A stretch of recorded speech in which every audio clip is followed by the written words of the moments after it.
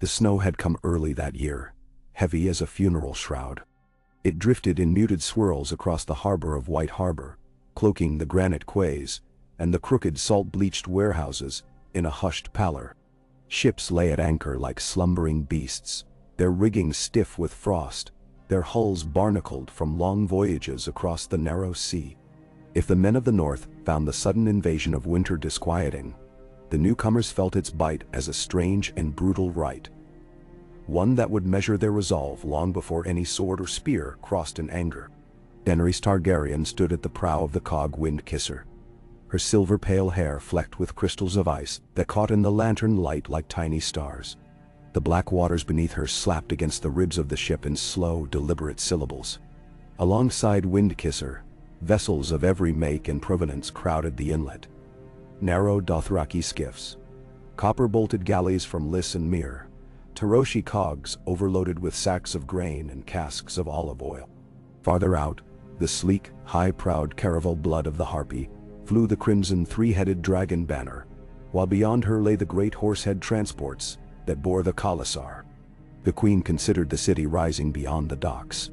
White Harbor's limestone walls, its proud wolf's den fortress looming over the bay, and, farther inland, the rippling blanket of pine and fir that stretched toward unseen horizons of white. A fresh gust drove sleet into her cheeks. She inhaled, tasting brine and cold iron. All of it, every snow-capped branch and frozen wave, seemed to whisper the same warning. You do not belong. Yet she had come, carried by necessity and will, and she would carve belonging for herself in the north, the way a river carves a valley. Slowly, inexorably. Behind her, a hush rippled through the massed ranks of Unsullied lining the deck. A gray worm, tall and stone-faced in his plain black helm, stepped forward. "Your Grace," he said, voice steady as the beat of a marching drum. "The harbor master signals that we may moor at the eastern jetty." He glanced at the pale, wavering lights bobbing atop slender poles along the quay. "There is but little room. Perhaps we land the horseboats at the northern bank." Daenerys nodded. "See that it is done. No horses drown. The Dothraki will curse this cold already. We must not give them reason to say the sea devoured their mounts as well." Your Grace." Grey Worm saluted, hand to chest, and turned. Commands passed down the line in the calm, lilting Valyrian of the Unsullied, then erupted in harsher Dothraki shouts from the skiffs beyond. The symphony of disciplined movement began. Oars lifted, sails furled, gangplanks swung out in pregnant arcs. Daenerys remained where she was. Her breath left her lips in fragile white ribbons. 3 slim fingers tightened around the rail. She felt the familiar flutter of wings within her. Anxiety, anticipation, the weight of dreams. Dragons could not perish from cold, but dreams might freeze in the dark if left untended. Footsteps sounded behind her. The deck groaned. The Windkisser rocked against a sullen swell. Ser Jorah Mormont drew alongside, cloak already aged with frost. His bare broad shoulders curved against the wind. "It has been many years since I last saw White Harbor," he said. "I was a younger man then, dreaming of tourneys I could not afford." A faint, rueful smile touched his lips. "And warmer days." She looked sidelong at him.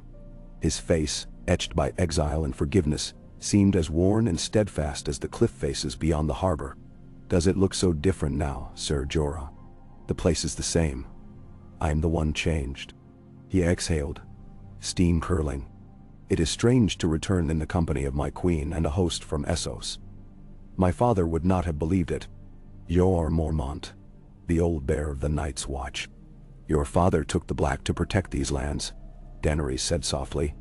The memory of their brief, fateful meeting at Castle Black, her impossible dream, hovered at the edge of imagination. "I hope we honor his sacrifice." "You honor it simply by coming, Khaleesi. The North needs allies now more than ever." Jorah glanced toward the distant gates of White Harbor, where torches flickered and men moved like shadows among the snowy parapets. "Still, they will stare at the Dothraki with fear.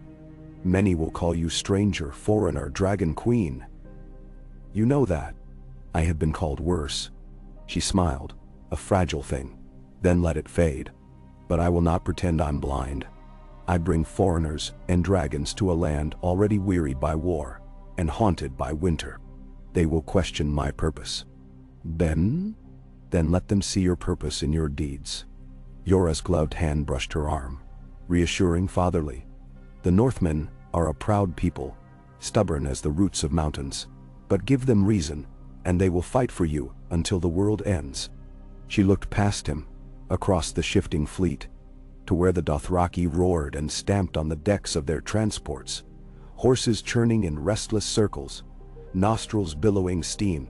The riders' curved blades winked red in torchlight, anticipation mingling with disquiet. Snow was alien to them.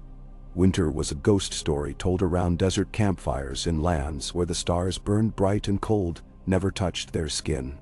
Here, the ghost had taken on flesh. Daenerys let her gaze fall upon the steel phalanx of Unsullied. Rows of spears angled skyward like a forest of frozen reeds. They too felt the cold, though discipline forbade complaint. There was courage in silence, but also fragility. A queen must see both. A sudden low cry rose from the starboard side. The dragons.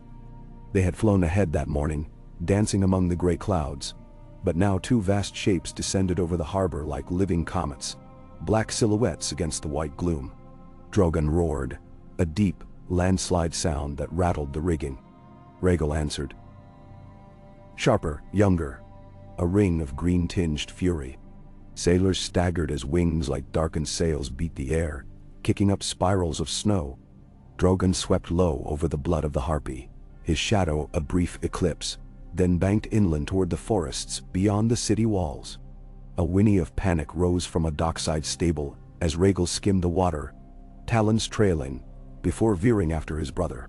Their passing left an echo, a hush filled with awe and dread. Even after all we have seen, Jorah murmured.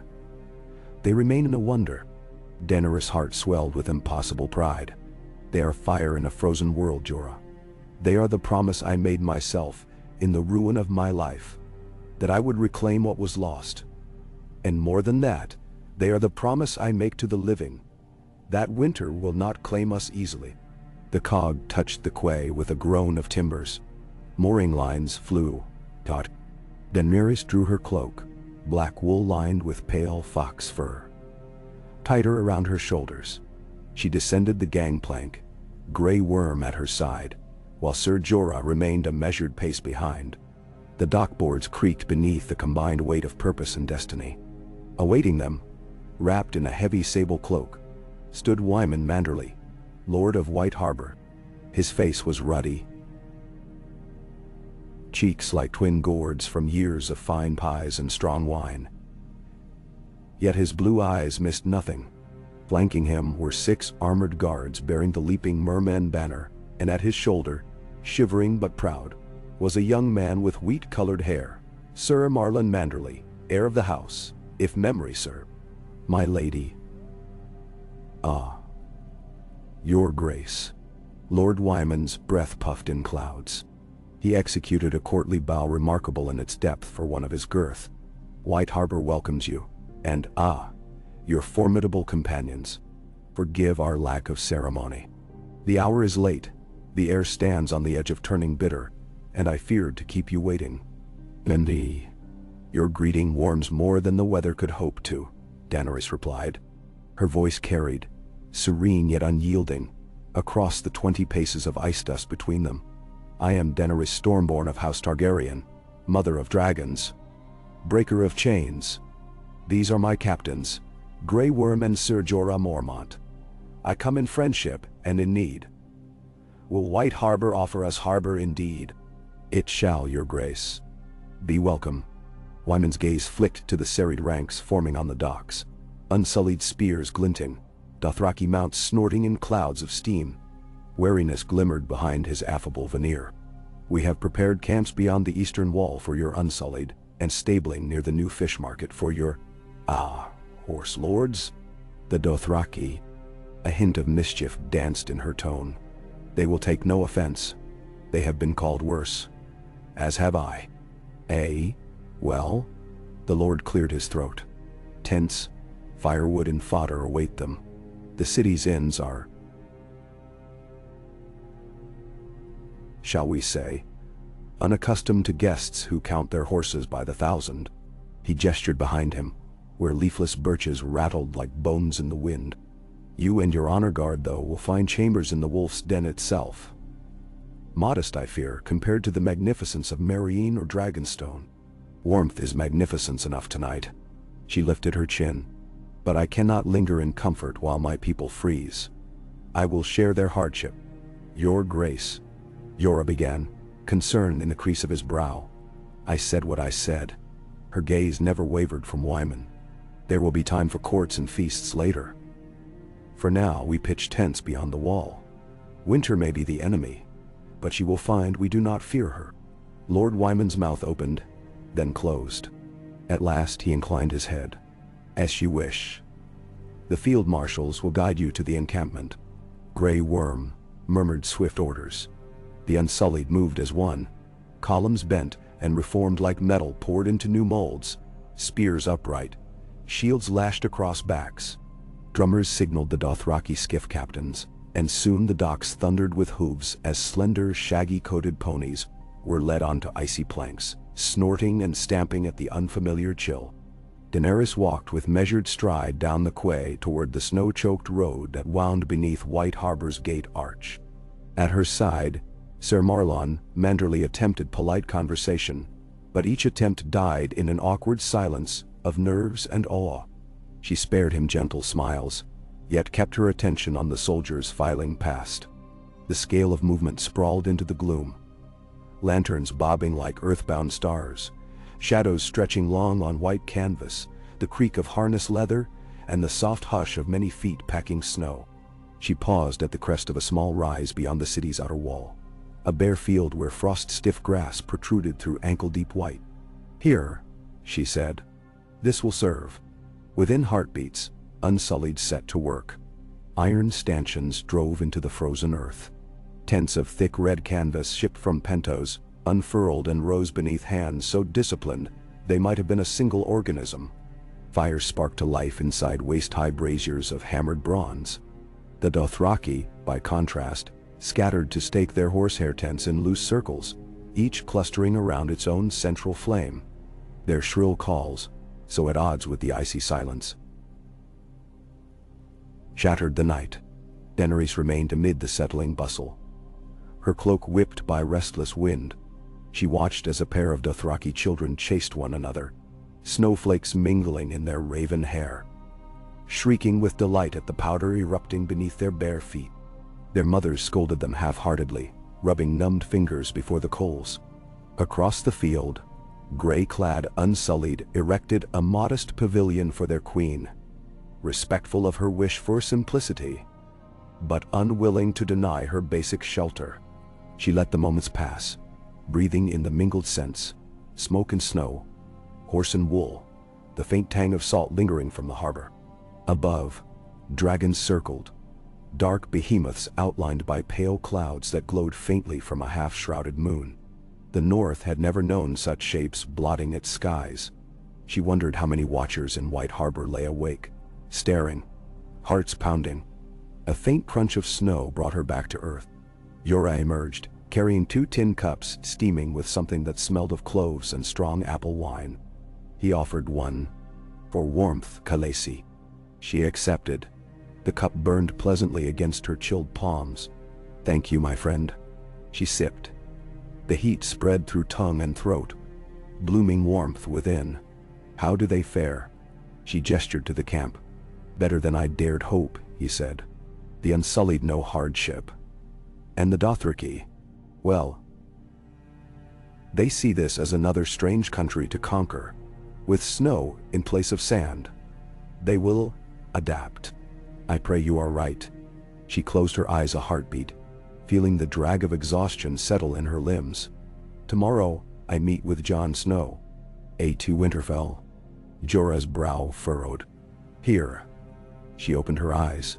He rides south to greet me, but I could hardly let him come alone to a camp of strangers. He will find me as I am, a mother amidst her children. You risk much for perception. I risk more if I appear aloof. The steam from her cup curled into night. The North remembers, they say. Let them remember generosity, humility. Soft hoofbeats approached. Grey Worm, having swapped helm for fur-lined cap, came astride a rangy chestnut destrier. He dismounted in fluid silence. Saluted. Your Grace. The watch patrols are set. Fires will be tended through the night. I have placed translations of the city's laws at each gate, as you directed. Then turned their way. Good. And the dragons? They hunt. We are posted to ensure they hunt not within the city walls. Should they draw near, signal horns will sound. Excellent. She considered him, the relentless dedication etched in his narrow face. Rest if you can. All must rise early.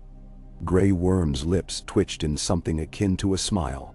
The unsleeping cannot rest, Your Grace. She raised a brow. Even so, they can lie still and pretend. Ace, you command. He saluted once more, then strode into the swirling darkness, his silhouette swallowed by drifting snow. Daenerys savored another sip of mulled wine, letting silence settle between herself and Jorah, until only the snap of banners and distant clatter of hooves remained. At last she spoke. Tell me of your home, Sir Jorah. Bear Island endures colder winters than this, does it not? So they say. His sigh misted white. Some nights, the sea freezes around the island, and fishermen walk where ships once passed. The Bear Islanders build hearths so hot, the stones crack, and still the cold creeps in. A soft chuckle. But they have stubborn fires in their blood. They greet the storm, curse its name, then resume their work as though nothing changed. It comforts me to know such people exist. Perhaps they will find kinship with the Dothraki. She smiled. Fire in the blood. Perhaps. Jorah's eyes searched the encampment. Or perhaps they will clash like ice and wildfire. Time will tell. Daenerys glanced skyward, where the dragons wheeled, a dark dance among tattered clouds. Tomorrow, she whispered, I will see Jon again. I wonder if he yet believes in me. If he is half the man the tales claim he believes still. Jorah's voice softened. He flew north to face death, guided by honor alone. I think he will see your heart, as I once did. There was a time I feared my heart would freeze. She touched her chest. In Meereen, surrounded by death and treachery, I wondered if love was weakness. But if the heart cannot warm, what good are all my titles? Jorah's gaze lingered on her with quiet reverence. You have known loss, Khaleesi. Yet here you stand, against cold and fear. That is no weakness. Damn. A soft laugh escaped her. Half breath, half sigh. Forgive me, Sir Jorah. I am tired. The night is heavy with memories. Tend them carefully, then set them aside. Tomorrow demands strength. He bowed, then retreated toward his tent, leaving her alone with swirling snow and the low murmur of a camp not yet asleep. Daenerys drank the last swallow of wine. She set the cup upon a crate dusted white, then drew her cloak tight and began to walk. Each step crunched softly. She passed Unsullied squatting by iron braziers, their eyes distant, thinking perhaps of warm Astapori nights. She passed a cluster of Dothraki women weaving horsehair charms meant to ward off ill spirits, fingers nimble despite cold. A pair of youths practiced swinging araks, blades flashing like crescent moons under lantern glow. Everywhere, breath blooming white, voices hushed, hearts uncertain. In time she reached the edge of the encampment. Beyond lay a small rise crowned with a solitary pine, centuries old, branches sagging under fresh snow. She climbed. At the top, the world stretched vast and monochrome. White Harbor's walls a pale line, the dark river Mander snaking toward some unseen, ice-bound sea. The north, land of old magic, older grudges, and an enemy that marched unseen beneath the stars. She closed her eyes. In the blackness behind her lids, she saw dragonfire melting snow, saw legions of armored wights crashing against shields of unsullied gray. She heard the clash, smelled ash and rot, tasted iron on the wind. But she also saw Joan's dark eyes, brave and weary, and the pale direwolf sigil that guarded these lands for millennia. She saw torches blazing along ramparts, and she felt, unexpected, fierce, the pulse of possibility. When she opened her eyes, a snowflake lodged upon her lashes, a single, perfect star. She brushed it away like an errant tear. "I will not let you freeze," she whispered, to the snowflake, to herself, to the world entire. Then she turned, cloak swirling like a black banner, and descended the hill toward the flickering glow of campfires. Behind her, the solitary pine stood sentinel in the moonlight, branches stirring as if to applaud, or to warn, no one could say. The dawn crept over the encampment in pale, reluctant brushstrokes. A hush preceded it, as though even the wind held its breath at the prospect of day. The snow had deepened in the night. Tents hunched beneath its silent weight. Fires burned low, embers red as dragon eyes, casting long thin shadows that merged with the gray half-light. Grey Worm was first to move. He emerged from his tent, armor newly buckled, spear in hand, eyes scanning. Frost crackled under his sandals as he surveyed the perimeter. 2 Unsullied knelt by a brazier nearby, cradling shields across knees. They rose at his approach, saluted. He returned the gesture, a precise motion of trust, then moved on. Within minutes, the camp stirred. Trumpets of braided brass rang out, their notes crisp in the brittle air.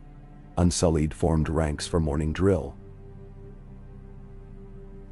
Spear thrusts, shield walls, wordless discipline manifest as living geometry.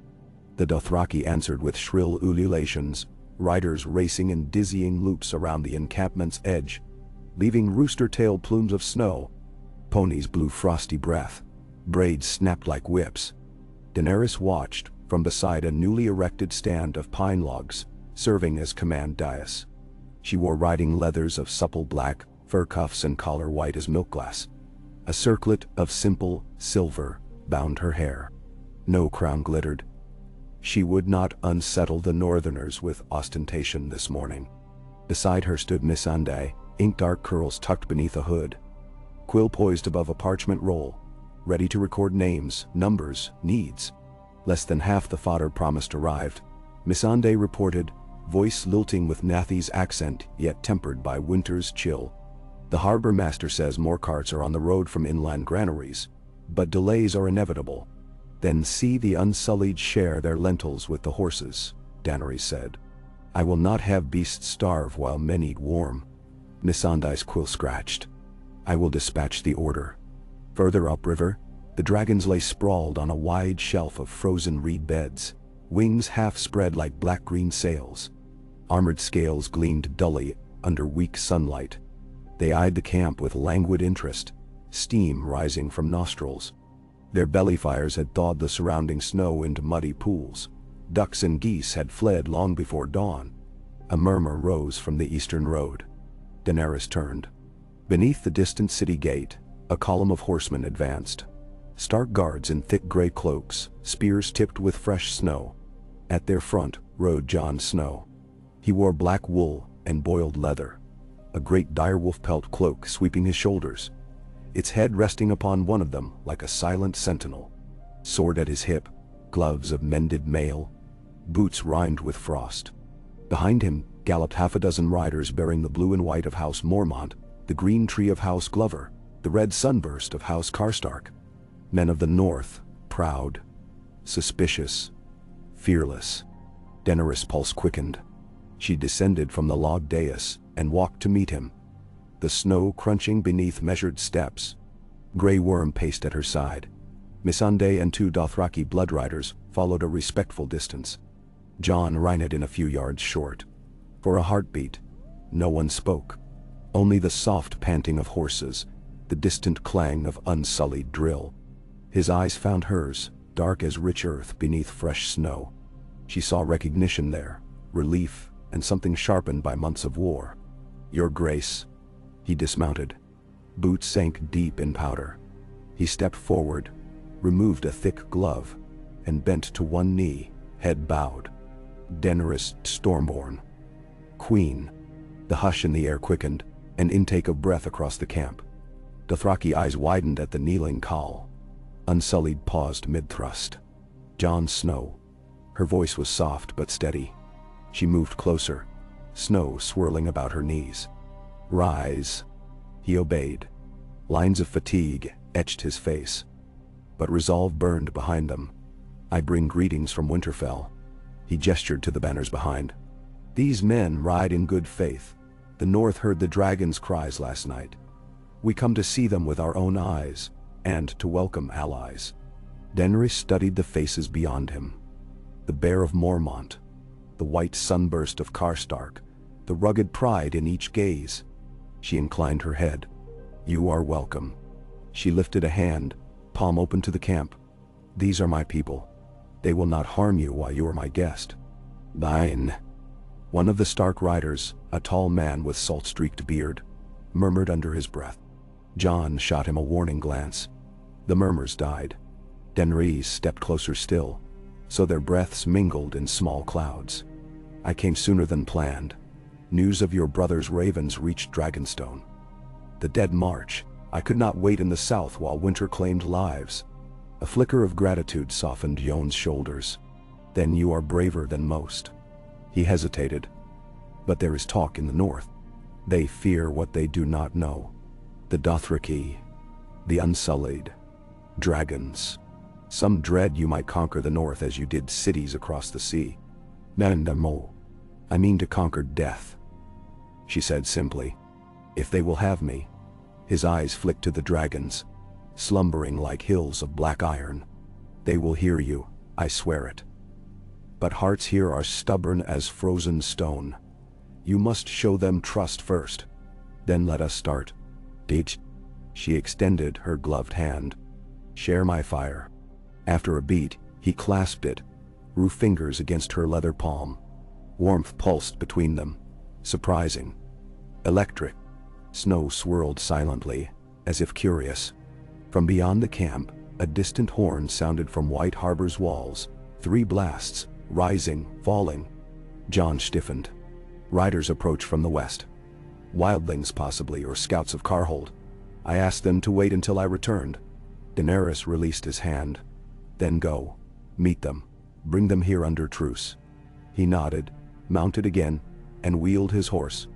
The Stark banner rippled behind as he galloped toward the city, his escort following like smoke in a gale. Daenerys watched him go, until snow swallowed horses and men. Then she turned back to her camp, heart pounding, not from fear, but from some nameless warming impulse that spread like dawn across winter-bleached fields. The day unspooled in moments half frozen, half aflame.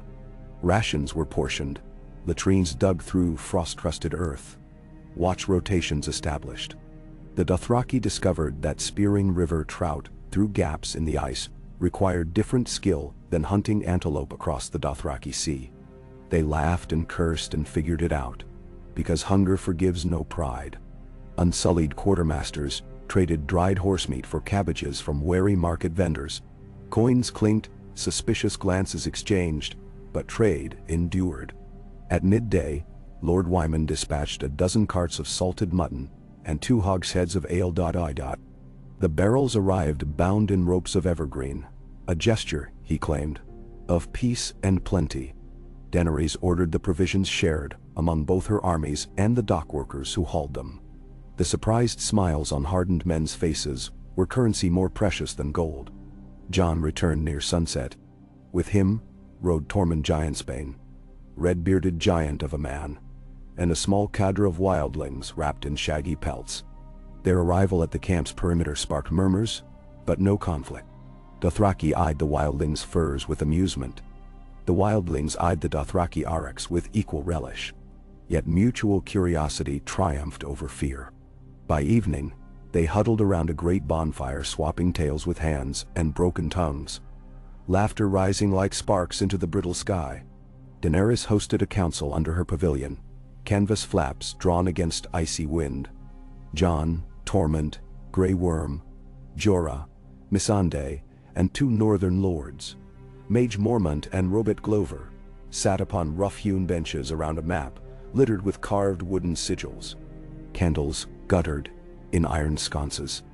Outside, dragons slept, Dothraki sang, Unsullied drilled. Lord Glover's eyes lingered on the map piece shaped like a dragon. 3,000 miles, men say, he muttered. Across seas and deserts, on wings of smoke. And yet here we sit at table, as though the world has not been remade. It has, Mage Mormont growled. The she-bear's scars caught the torchlight. Best we accept it. Winter does not care for our comfort. Benderau. Torment slapped the table, setting candles dancing. And winter is coming fast. These dead things march, my queen. He turned the title into something both respectful and free. Seen them myself, pale spiders big as hounds, whites in the thousands. We need fire. Fire you shall have. Daenerys tapped the wooden dragon. But dragons alone cannot win this war. We need unity, Northmen, free folk, Dothraki, Unsullied, every breathing soul. Jon's voice, quiet but unyielding, followed. The Night King seeks division. Fear is his ally. If the living stand apart, they fall apart. And now, Glover leaned forward. Words are wind. Prove your unity. Disband half these foreign troops and billet them among our houses. Let them earn trust, farm our fields, hunt our game. They came as soldiers, Grey Worm said, calm but firm. They know the spear, not the plow. Then teach them, or send them south again. Daenerys raised a hand. Enough. Lord Glover, in Meereen, I learned that fear breeds more fear. Trust must be coaxed like flame from damp wood. We will not scatter my armies, nor will we hide behind city walls. Instead, tomorrow at dawn, I march half my Unsullied through the streets of White Harbor, unhelmed. Shields down, formation broken. Dah. A hush fell. Glover sputtered. Meg Mormont's eyes narrowed in interest. Jon gazed at her, caution, admiration.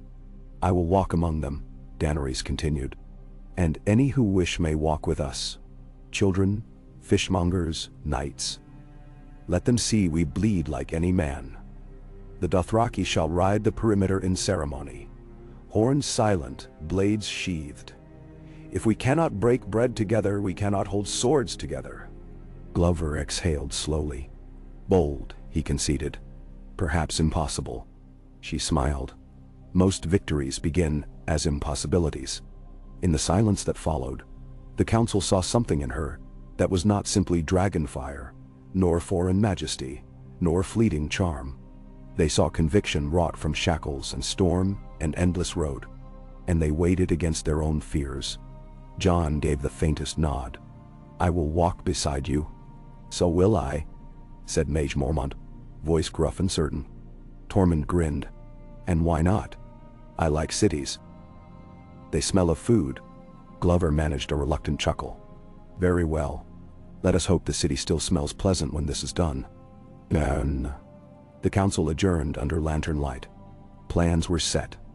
Routes traced, signals agreed upon, contingencies prepared. Daenerys stood a moment alone at the edge of her pavilion, breathing cold night and feeling the pulse of destiny swirl around her like invisible wings.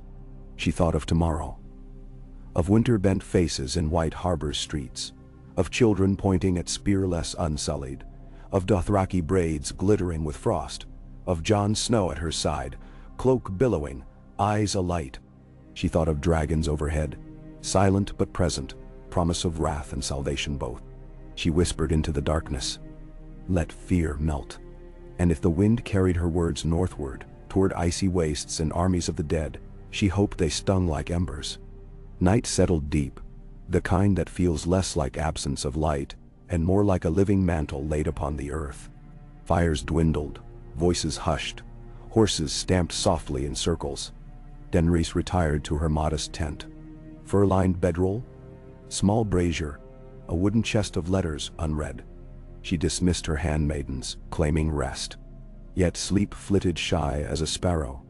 Memories crowded, the gilded halls of Meereen, the dark seas between Valyria and Westeros, the scent of burnt grass in the Dothraki sea.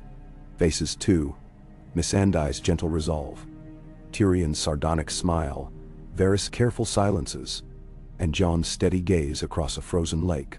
She rose, pulling her cloak about her. The brazier flickered low. She slipped from the tent. Outside, the camp lay draped in a hush. Overhead, the sky revealed shards of stars between roving clouds. The dragons were absent, hunting far afield. She walked. No particular path, merely following instinct through rows of tents and sleeping men. She found herself upon the same rise where she'd stood the night before. The lone pine sentinel above. The wind sighed through its branches, a sound like distant surf. Below, she saw Jon Snow standing alone at the riverbank. Blue moonlight silvered his cloak fur, his sword hilt, the tousled darkness of his hair. He stared at the slow-moving ribbon of water, its surface rimmed with jagged plates of ice. For a moment she hesitated, then descended the hill in silence. He heard her, though she made no sound. He half turned, one hand on the pommel of Longclaw, then eased at the sight of her. "Couldn't sleep either?" he said. "No." She joined him at the water's edge. The river gurgled, half trapped in ice, like a creature breathing fitfully. This land dreams in teeth of frost. It bites at quiet hearts. He smiled, a small, tired shape upon his lips. "Well said." Breath white, he knelt to touch the river. "Do you think they feel the cold? The dead?" "I do not know," she replied, "but I think they feel our fear." He nodded. "I felt it too." His gaze drifted to the horizon. "When the wall fell, I feared hope might have fallen with it." "And yet you ride still," she said. "And yet you fly still," he countered.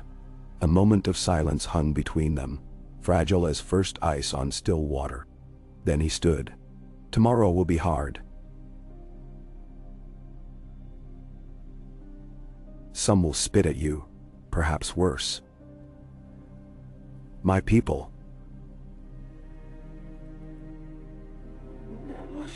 "They hold their grudges close."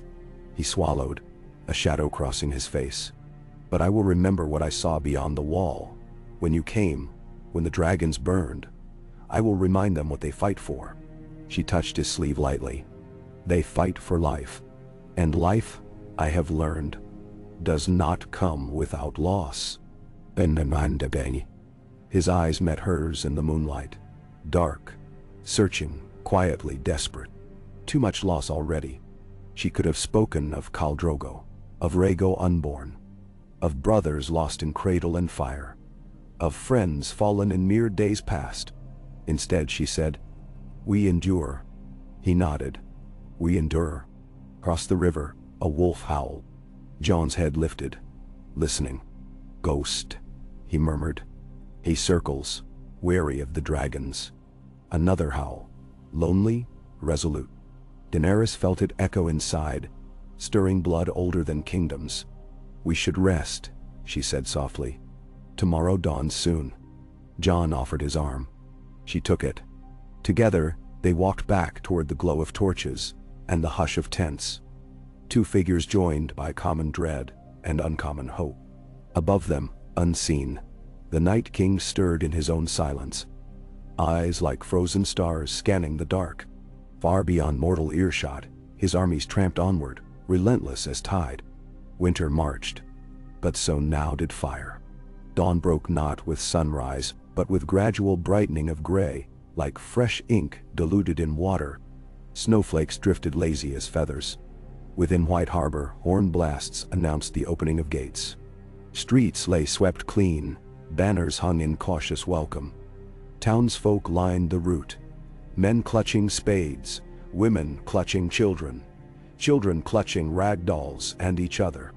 At camp, the Unsullied formed 10 deep, armor polished, helms left behind, faces visible to the watching world. Their leather skirts swayed as they marched. Shields slung upon backs, spears upright but blunted by leather covers. Dothraki riders fanned outward, bows unstrung, blades piece bound with cloth. Dragons remained upon the riverbank, tethered only by loyalty. Daenerys rode at Column's head upon a white mare gifted by Cal Pano. A peace offering of sorts from a rival now folded into her cause. The mare high-stepped, breath clouding. On her left rode Jon Snow upon his black courser. On her right, Grey Worm astride the chestnut. Behind came Mage Mormont, Tormund, and Robert Glover, each bearing his banner. The procession advanced, silent, save for crunch of snow, jingle of harness, slow heartbeat of courage. They crossed the drawbridge, boots clanging on iron. City walls loomed, blanketed white. Archers peered down but did not draw. A hush like cathedral air settled. Within the first city square, a child broke ranks, slipped her mother's grip, dashed forward. Shawl flapping, cheeks red, she held up a small bundle, a knitted dragon of crimson yarn. She gazed up at Daenerys with wide, wondering eyes. Daenerys reined in, heartbeat pounding. She leaned down, took the dragon, smiled. "Thank you," she said. Her voice trembled, not with fear, but with something softer. She returned the knitted toy, but the child shook her head, urging Daenerys to keep it. Laughter, tentative, then growing, fluttered among the watching crowd. Jon smiled. Mage Mormont barked a cheer. Tormund whooped, startling pigeons. The hush cracked, splintered. From a nearby balcony, a baker tossed hot loaves down to passing Unsullied. They caught them, bewildered and grateful. One broke bread with his neighbor. The crowd murmured. A Dothraki rider dismounted to help an elderly man gather spilled firewood, layering logs onto his own broad back. Like frost under rising sun, fear melted. Eyes widened with curiosity. Children waved. Merchants offered cups of thick broth. Harbor masters bowed. A song rose, an old northern march, its lyrics lost to time, sung by a lone fiddler, joined by others. The Unsullied kept pace, yet heads turned, wonder blossoming. Daenerys felt tears burn behind her eyelids. She blinked them away. This, she thought, is how kingdoms are forged. One human gesture at a time. Through the rest of the morning they marched, weaving through narrow lanes and broad markets, past statuary and shrines. At each quarter, they paused, allowing citizens to step forward, to speak, to touch a spear haft, to trace the swirl of a Dothraki tattoo. Ice thawed in more than air. At midday, they emerged onto the broad square before the Wolf's Den. Lords and ladies of the north stood upon its steps, cloaks brilliant with sigils. A hush again, but not of fear, of expectation. Daenerys dismounted. Snow drifted onto her shoulders. She stepped forward. Before she could speak, a noise like thunder rolled across the square. From the sky descended Drogon, vast wings stirring a cyclone. Rhaegal behind, smaller but no less awe-striking. They banked overhead, then landed upon the frozen moat's edge, talons cracking ice. A collective gasp rose. Fear, astonishment, wonder. Daenerys raised a hand, signaling calm. Drogon lowered his massive head, steam curling from nostrils. Slowly, deliberately, she approached until her gloved palm pressed against hot black scales. She turned to the assembly, voice clear. "These are my children," she said. "Born of fire, tempered by loss. They have burned slavers and tyrants who sought to chain the innocent. Today they bow in peace. I ask the same of you." They. Silence stretched. Snow drifted. Then Mage Mormont strode forward. Spear planted. "The North bows to no queen lightly," she declared. "But I have seen death walk. I have felt cold hands at my throat." She turned to the crowd. "If this dragon queen would stand between us and that darkness, I will stand with her." Robert Glover followed. "I was slow to see the peril. Words alone convinced me not. But sight changes hearts." He knelt. One by one, others knelt. Lords, merchants, Fisherfolk, children. I. The square became a sea of bent heads, snow swirling above like blessings. Jon Snow knelt last, then rose and offered his sword to Daenerys hilt first, in silent pledge. She took it, lifted it skyward. The sun, weak and pale, found a gap in the clouds, illuminating steel and dragon and queen alike. In that moment, winter did not seem so dark. A feast followed, modest by southern standards, yet joyous beyond measure. Long tables filled the Wolf's Den courtyard, laden with stews of venison and onions, golden-crusted pies, loaves braided like maiden's hair. Ale foamed in wooden cups. Unsullied sat alongside manderly guards, Dothraki beside fishwives, laughter stitching seams once torn. Daenerys ate sparingly, but drank deeply of the camaraderie. She listened as Tormund told a wildling tale so bawdy even Grey Worm cracked a smile. She watched as a Dothraki rider learned to dance a northern reel, tripping over his own eric until a giggling washerwoman steadied his hands. She saw Missandei converse in several tongues at once, teaching children the word for snow, in Valyrian, Qel bar Darda. Later, by flickering torchlight, Daenerys slipped from the revel. She climbed the parapet wall overlooking the square, needing air. Below, music swelled, lute and fiddle weaving. Flames licked upward. Sparks born on cold wind. For a moment she closed her eyes, savoring. The night felt alive with possibility. Footsteps. She opened her eyes to find Jon beside her, cloak swaying.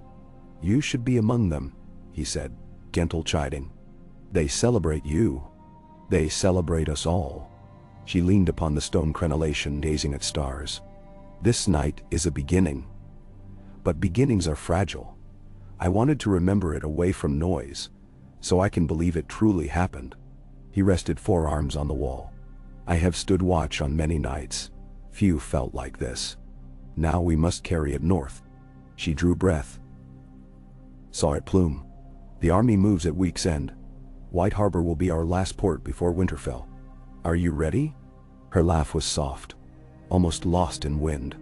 "I have faced slavers, assassins, and traitors wearing smiles. I have burned cities and freed them. But I do not know if I am ready to face death itself." She met his eyes. "Yet I will go, because to do otherwise is to let the world die." Jon nodded. "That is enough." Movement behind them. Grey Worm approaching with a parchment. He saluted, handed it. She unrolled. By torchlight she read disturbing sigils, reports from scouts near the last river. Movements. Corpses. White eyes in the dusk. She closed the scroll. Heart steady. "We must ride at dawn." She turned to Jon. "Will the North ride with us?" "They will," he said, "with you at their head." Daenerys looked down upon the feast, at Dothraki cordially sampling spiced fish, at Unsullied children of Astapor clapping to northern rhythms. She felt the weight of history upon her shoulders, and the lighter weight of hope within her chest. She whispered, "Then let the song of ice and fire begin in earnest." Below, drums pulsed like distant thunder. Above, dragons cried, echoing across starlit snows, an ancient counterpoint to a future yet unwritten. And in the hush between those sounds, a queen and a king who would not yet name himself so stood upon frozen stone, staring northward, where the night remained dark and full of terrors, but where dawn, however fragile, now glimmered on the horizon. Ka. The night surrendered to dawn with grudging slowness, reluctant to relinquish its hold over White Harbor. Pale bands of light were just beginning to seep above the eastern horizon, when a lone horn sounded in the stillness outside the city walls, a single, steady note that traced the camp's length and found every waking ear. Within breaths, the encampment roused, tents shivering as flaps were thrust aside, and figures emerged into an air that bit the skin as sharply as any blade. Frost clung to armor, to leather skirts, to the coarse manes of Dothraki horses. It glazed the riverside reeds with a crystalline sheen that cracked beneath careless boots. Daenerys was already awake when the horn called. She had not truly slept, only drifted in light, fragmented dozes chased by images of dark wings and endless snowfields. At the first tremor of sound she rose, rolled her bed wrap tight, and donned her leathers, feeling each buckle and strap ground her more firmly in the moment. Her tent felt small and silent after the feast, as if the revel's echoes had been swallowed whole by the night, but outside she sensed motion gathering like a tide. A copper basin of water waited beside the brazier. She splashed her face, the liquid halfway between ice and steam as it met the coal's radiance. The chill woke her fully. The almost burn of heat that followed steadied her resolve. Over the basin hung a shard of polished bronze that served as a mirror. She studied the reflection. Silver pale hair braided close to her scalp, eyes a shade somewhere between lilac and violent promise. A queen's face, she told herself. Weary, yes, yet still unbroken. A rustle announced Missandei's arrival. The Nethi woman bowed her head.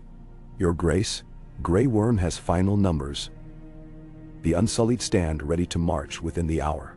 Provision carts have been divided between militia escorts, and the Dothraki herdsmen are saddling the last of the stallions. Daenerys nodded. Tell Grey Worm that I will inspect the columns in 10 minutes. Have Ser Jorah bring the Karstarks and Glovers to the command pavilion. They will ride at the vanguard with Jon's men. Missandei's quill scratched across a waxed slate even as she answered. It will be done.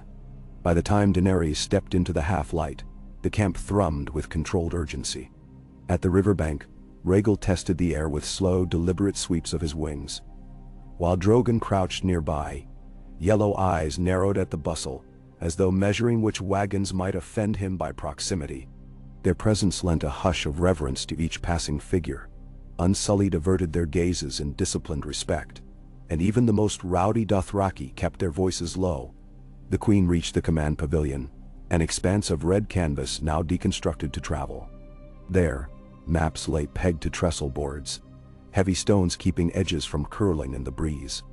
Jon Snow was bent over them, conversing with Ser Jorah and Grey Worm.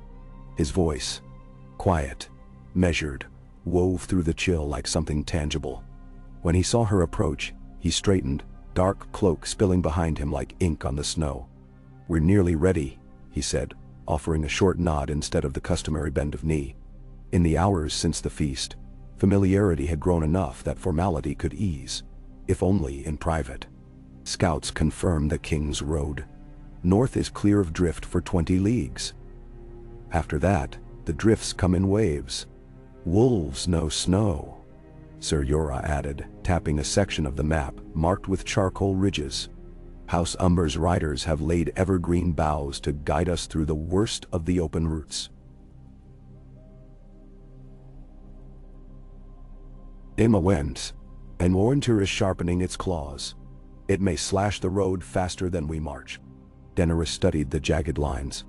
Then we march faster than it slashes. Jon's mouth curved, a shadow of a smile. As you command, Your Grace. I've sent my fastest ravens ahead to Winterfell. Sansa will have the hearths blazing and the granaries open by the time we arrive. And Bran? She asked quietly. A flicker crossed Jon's features. My brother sees further than most. Whatever sign he reads on the wind, he will prepare. He glanced to the dragons, their silhouettes stark against a paling sky. He asked if you would allow him to meet them when we reach the castle. They are wary of strangers, she said, following his gaze. But Bran is no stranger to the unseen. We shall see. Grey Worm cleared his throat, understated yet firm. Columns assemble. We depart upon your signal, Your Grace. Daenerys drew a steadying breath. Signal them. A horn blast followed, deep and resonant. Around her, the encampment flowed into motion, an orchestrated surge that set spears glinting, hooves stamping, wagon wheels crunching across threadbare snow. She mounted her white mare, feeling the animal's muscle quiver with restrained energy. Jon swung into the saddle of his courser. Ser Jorah pulled Bearfall, his destrier, into line. The Karstark and Glover banners drifted behind in gray and green waves. The procession funneled through White Harbor's northern gate, watched by townsfolk who gathered in murmuring clusters. Children waved knitted dragons. Fisherwives pressed tokens of salt and bread into unsullied palms. No jeers greeted them, only a wary, burgeoning hope. Daenerys raised a gloved hand in farewell, and the murmur rose to something like cheer as her army, borne across 2 continents, filed onto the King's Road. They marched until daylight fully claimed the sky, though the sun remained a pallid disk behind shifting veils of cloud. Past the last farmsteads north of the city, the open expanse of rolling hills lay buried beneath a mottled quilt of white. Wind carved ripples across the landscape, and on distant ridges, dark pines stood stoic as watchmen. The road, once a firm pack of earth and gravel, had turned to a narrow spine a few feet higher than the drifts banking either side. A misstep could mean sinking knee-deep, even hip-deep, into heavy powder. Yet the ranks advanced. The Unsullied set a relentless cadence. 3 steps, inhale, spear butt, exhale. 3 steps. Behind them came the first wagons, wheels sheathed in iron skirts to bite the ice. Grey Worm paced at flank, adjusting formation whenever a slope threatened cohesion. The Dothraki rode on the wings, dozens peeling off in scouting loops, bows in hand, eyes narrowed against the glare. Every hour, Jon or Mage Mormont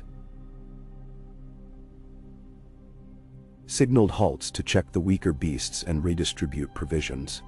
When hoarfrost began to accumulate on the crests of helms, Jon ordered hot soup, ladled from copper cauldrons, slung beneath tarpaulin, 1 part broth, 2 parts determination.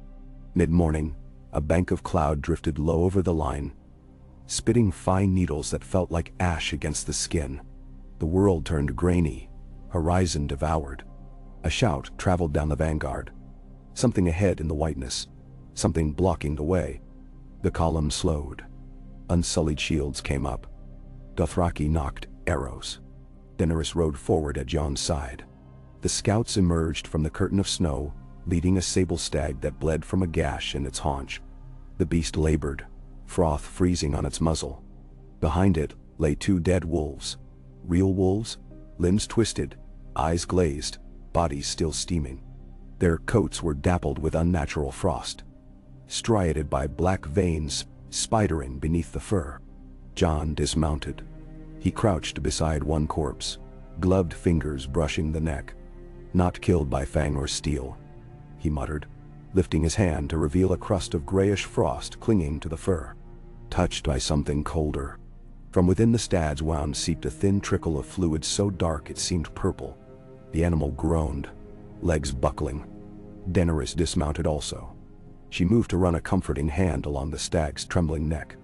The beast shuddered, and in that instant, its eyes filmed over white, the pupils vanishing into a milky blind. It lunged. Grey Worm's spear was faster. The iron head punched clean through breastbone.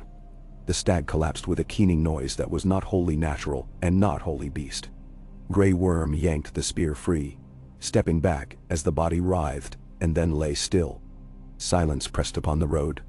Steam from nostrils, from mouths, curled upward and hung as if unwilling to disperse. Jon rose slowly, face set.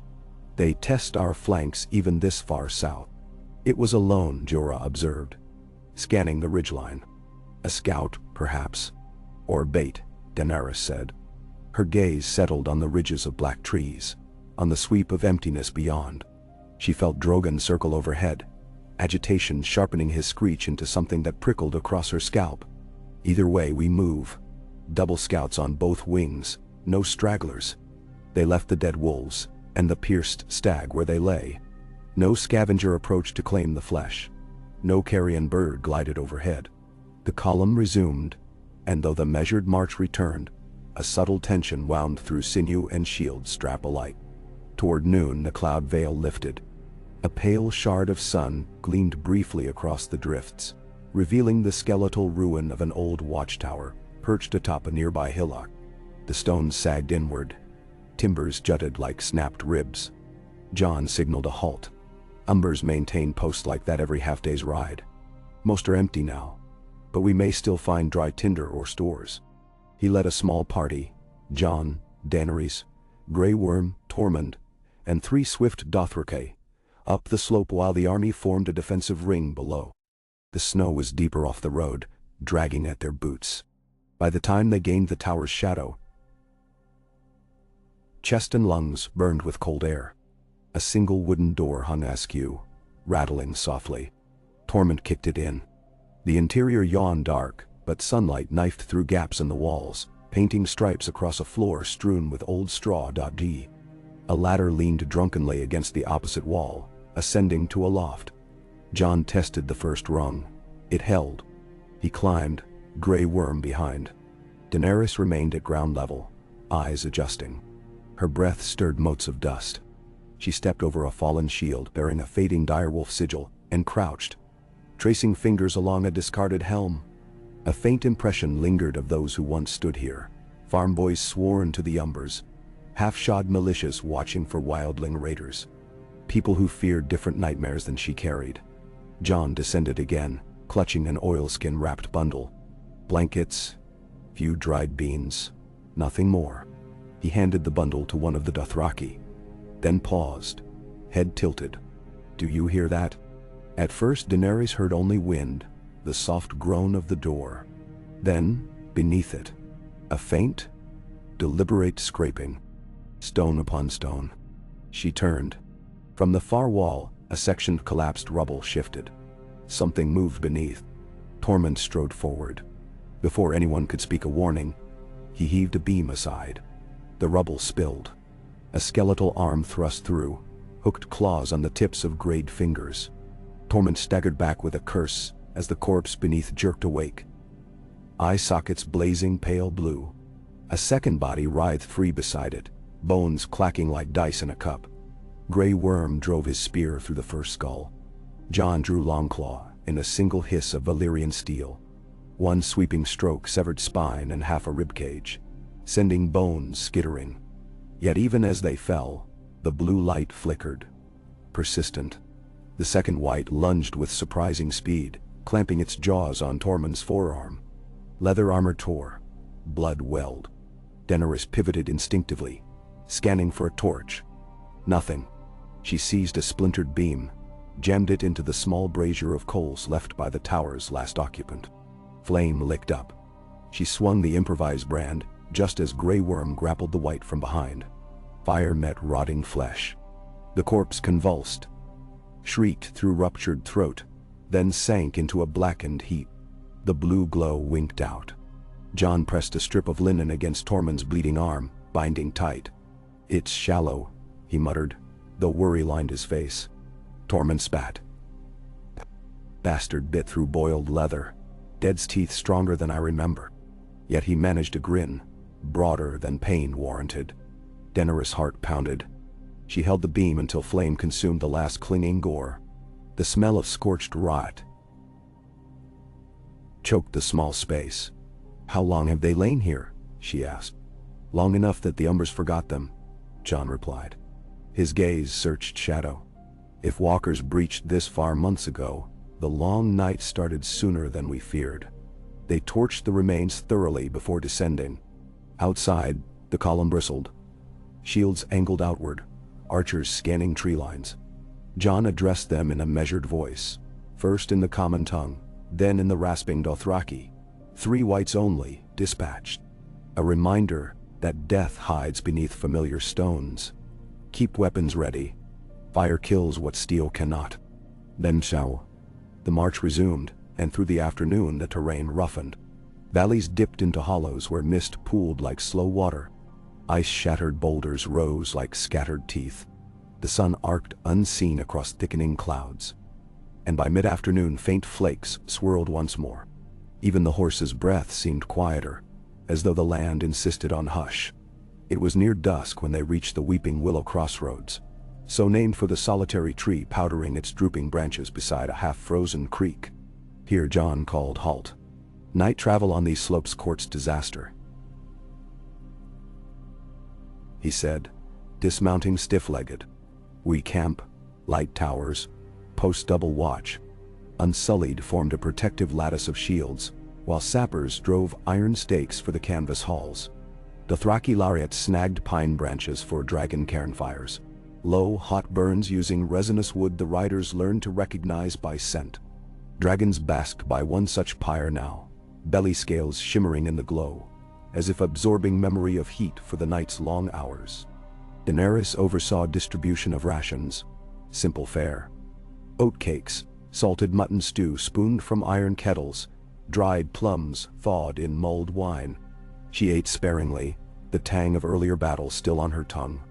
Around her, men and women huddled near braziers. She walked among them, accepting shy greetings, pausing to answer a child's whisper about how dragons dreamed. When she reached the wildling's ring, she found Tormund stripped to the waist, a hot iron in his good hand, as a skinny free-folk healer pressed the glowing tip to his bitten arm. He bellowed, but laughter followed the echo. "Needed new scars anyway," he called to her, teeth flashing in the firelight. "Keeps the story fresh." She smiled, though unease stirred behind her ribs. Stories, fresh or stale, meant little if the bodies telling them fell silent before the coming season's turn. After final patrols were assigned, Daenerys retreated to her pavilion. The canvas walls shuddered with each gust, lantern shadows swaying. Missandei knelt by a small desk, parchment spread, awaiting dictation of the day's account. But Daenerys waved her away gently. "Tomorrow, perhaps,"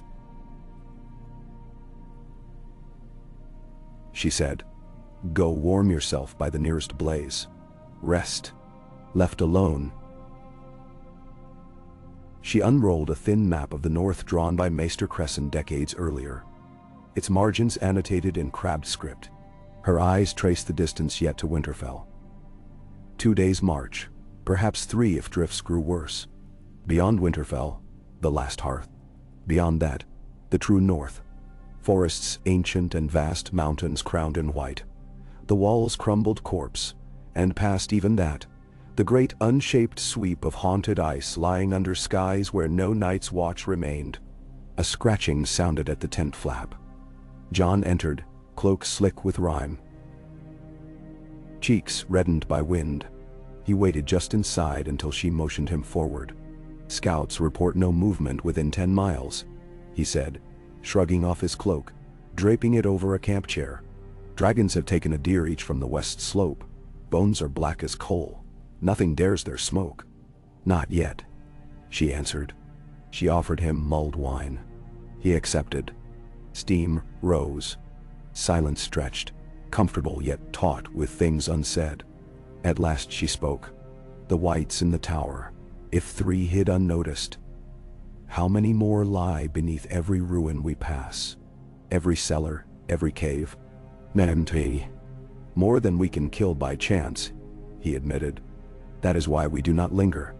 Winterfell offers walls, stores, a forge for dragonglass blades. We gather there, then ride for the heart of winter." She studied the map, finger trailing the ghostly line of the King's Road north of Winterfell. The heart of winter. Even the children's tales speak of its darkness. Do you believe it a place, in soil and stone, or a power carried by the Night King wherever he goes? Jon drank. Tati. Both. A man can become a place, in time. His shadow stretches across miles. He hesitated, as though tugged between honesty and guarding her from knowledge. "When I fought him at Hardhome, I sensed gravity, not merely of fear but of being drawn, like iron to a lodestone. He wants us to come to him, to kneel, perhaps, or to die standing. Either would honor his hunger." A faint shiver chased up her spine despite the heat from the brazier. "Then we will not honor him. We will end him." He nodded once, with a certainty that belied fatigue. Then his gaze dropped to the map's southern edge. "You left Dragonstone faster than many expected. Your counsel is—" "My counsel will follow," she said, anticipating the unasked. "Tyrion and Varys secure supplies in the Reach, convincing what lords remain unbroken by Lannister debt, that feeding the North is feeding themselves. Davos readies ships in Gulltown to ferry grain upriver as soon as ice permits." She paused, then added quietly, "They will come, but we could not wait. Winter rides swifter than ravens." Jon's brow smoothed. The Starks learned that long ago. And still, we failed to convince the South until too late. Then not too late. She folded the map. Merely late enough that the living must now do the impossible. He finished his wine, set the cup aside. For a moment he simply watched her. The unlit strands of silver hair slipping over her shoulder, the tired poise of her posture. The brazier threw shifting orange across his face, highlighting the scar beneath his chin, the deeper weariness carved there. She met his gaze without flinching. Whatever flickered behind his eyes, awe, worry, something tender, stirred something mirrored in her. But the weight of purpose held them both from acting on it. The world's edge felt too close. Fragility breathed between heartbeats. He broke the silence at last. The watch rotates in 2 hours. I'll take second. If we're attacked at night, I'd rather be awake. And I'd rather you slept, she said, a note of gentle admonition. We fly tomorrow. I want you strong enough to look upon the world from Dragonback and keep breathing. He blinked. From Dragonback? I promise to show the North that trust is a two-handed bridge. She softened her tone. Let them see their king. She caught herself.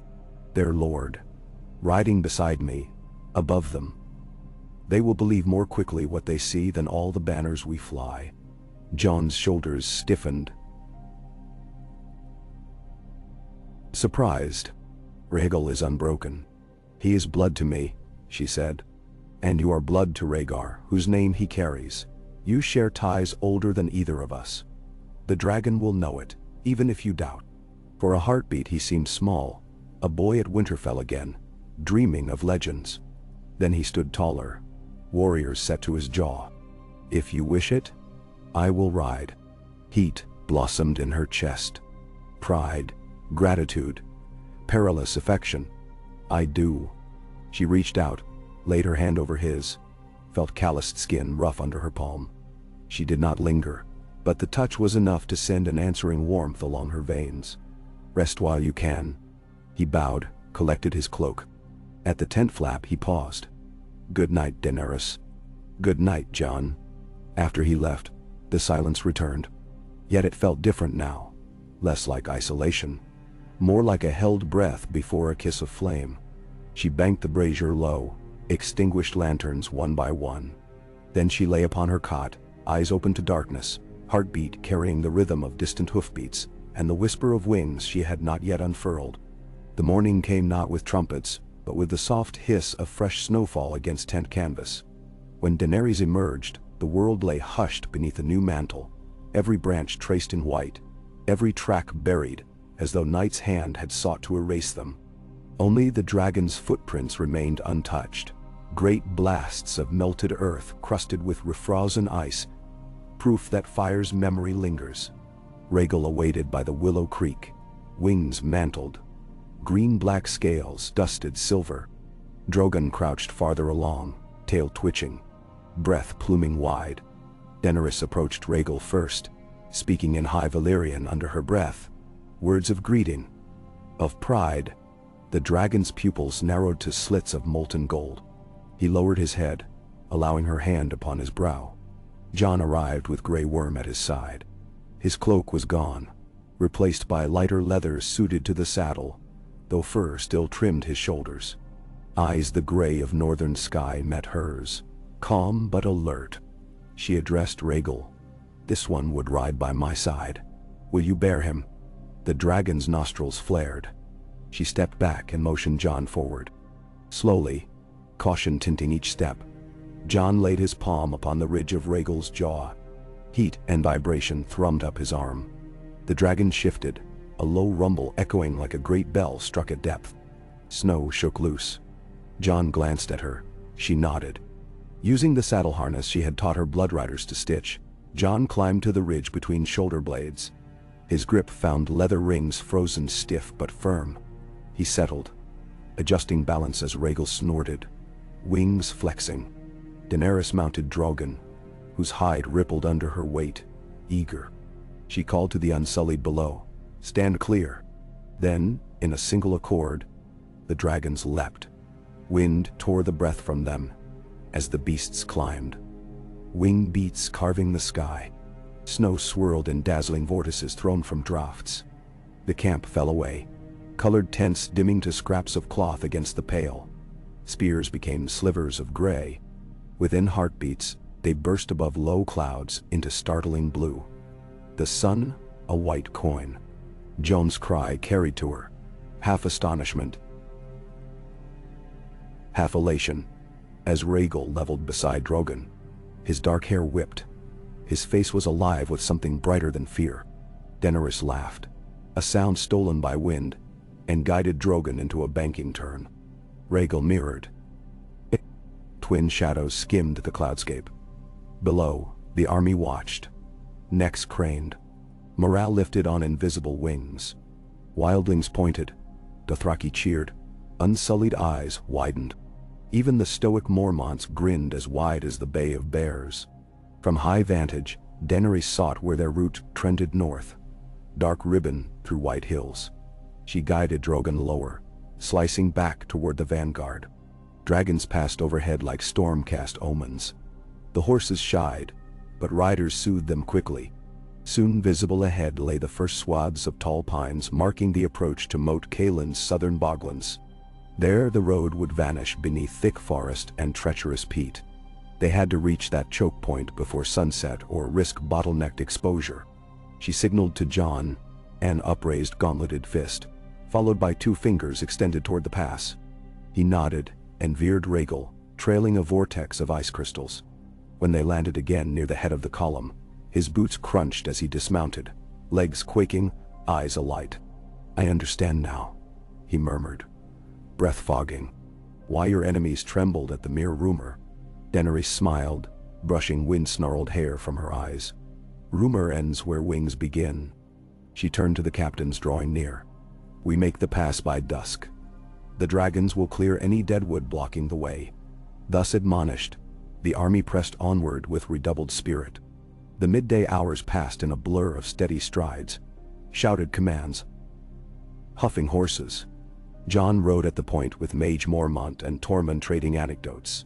Some bawdy, some grim, while Grey Worm maintained the tireless metronome of Unsullied pace. The landscape changed. Snow gave way to frozen moss patches, and low shrubby willows bowed by weight of ice. Where the ground dipped, a thin crust concealed murky water beneath. Wagons skirted these hollows carefully. More than once, a wheel cracked through. Each time, Dothraki leapt to lash ropes, chanting curses at unseen ancestors in the mire. Late afternoon light faded to pewter. The pass between two ridges funneled into a narrow causeway, just wide enough for 3 horses abreast.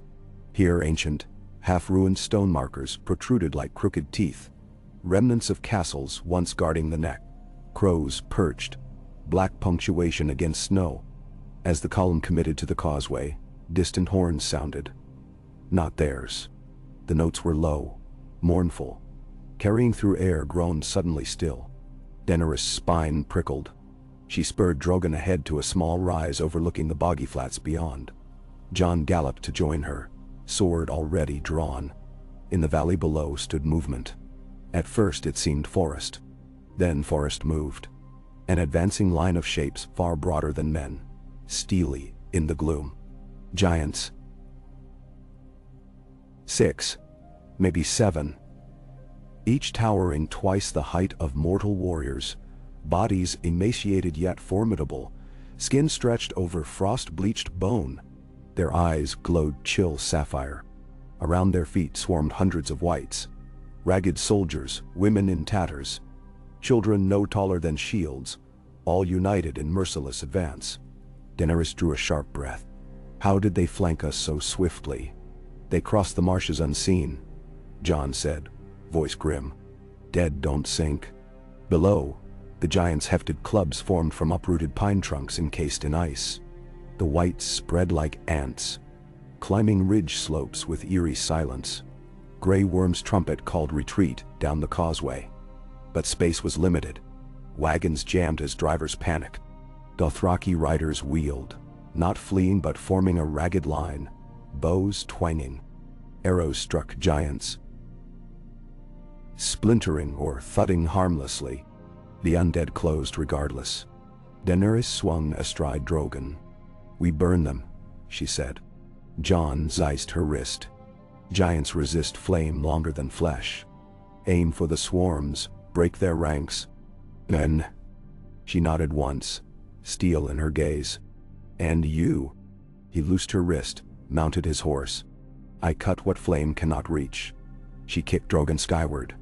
The dragon rose, shrieking fury, banking toward the valley. Below, Dothraki pulled back as Drogon opened his maw. A torrent of fire washed across the nearest mass of whites. Snow flashing to steam, bodies collapsing into charred fragments. The roar echoed like thunder, shaking frost from trees. Rhaegal followed, guided by Daemon instinct and the memory of Jon's earlier touch. His flame, greener, engulfed a second wave. But the giants trudged onward, bodies smoldering yet unbroken. One hurled its pine club skyward. The log spun, trailing embers, struck Rhaegal's shoulder with a sound like shattered cathedral glass.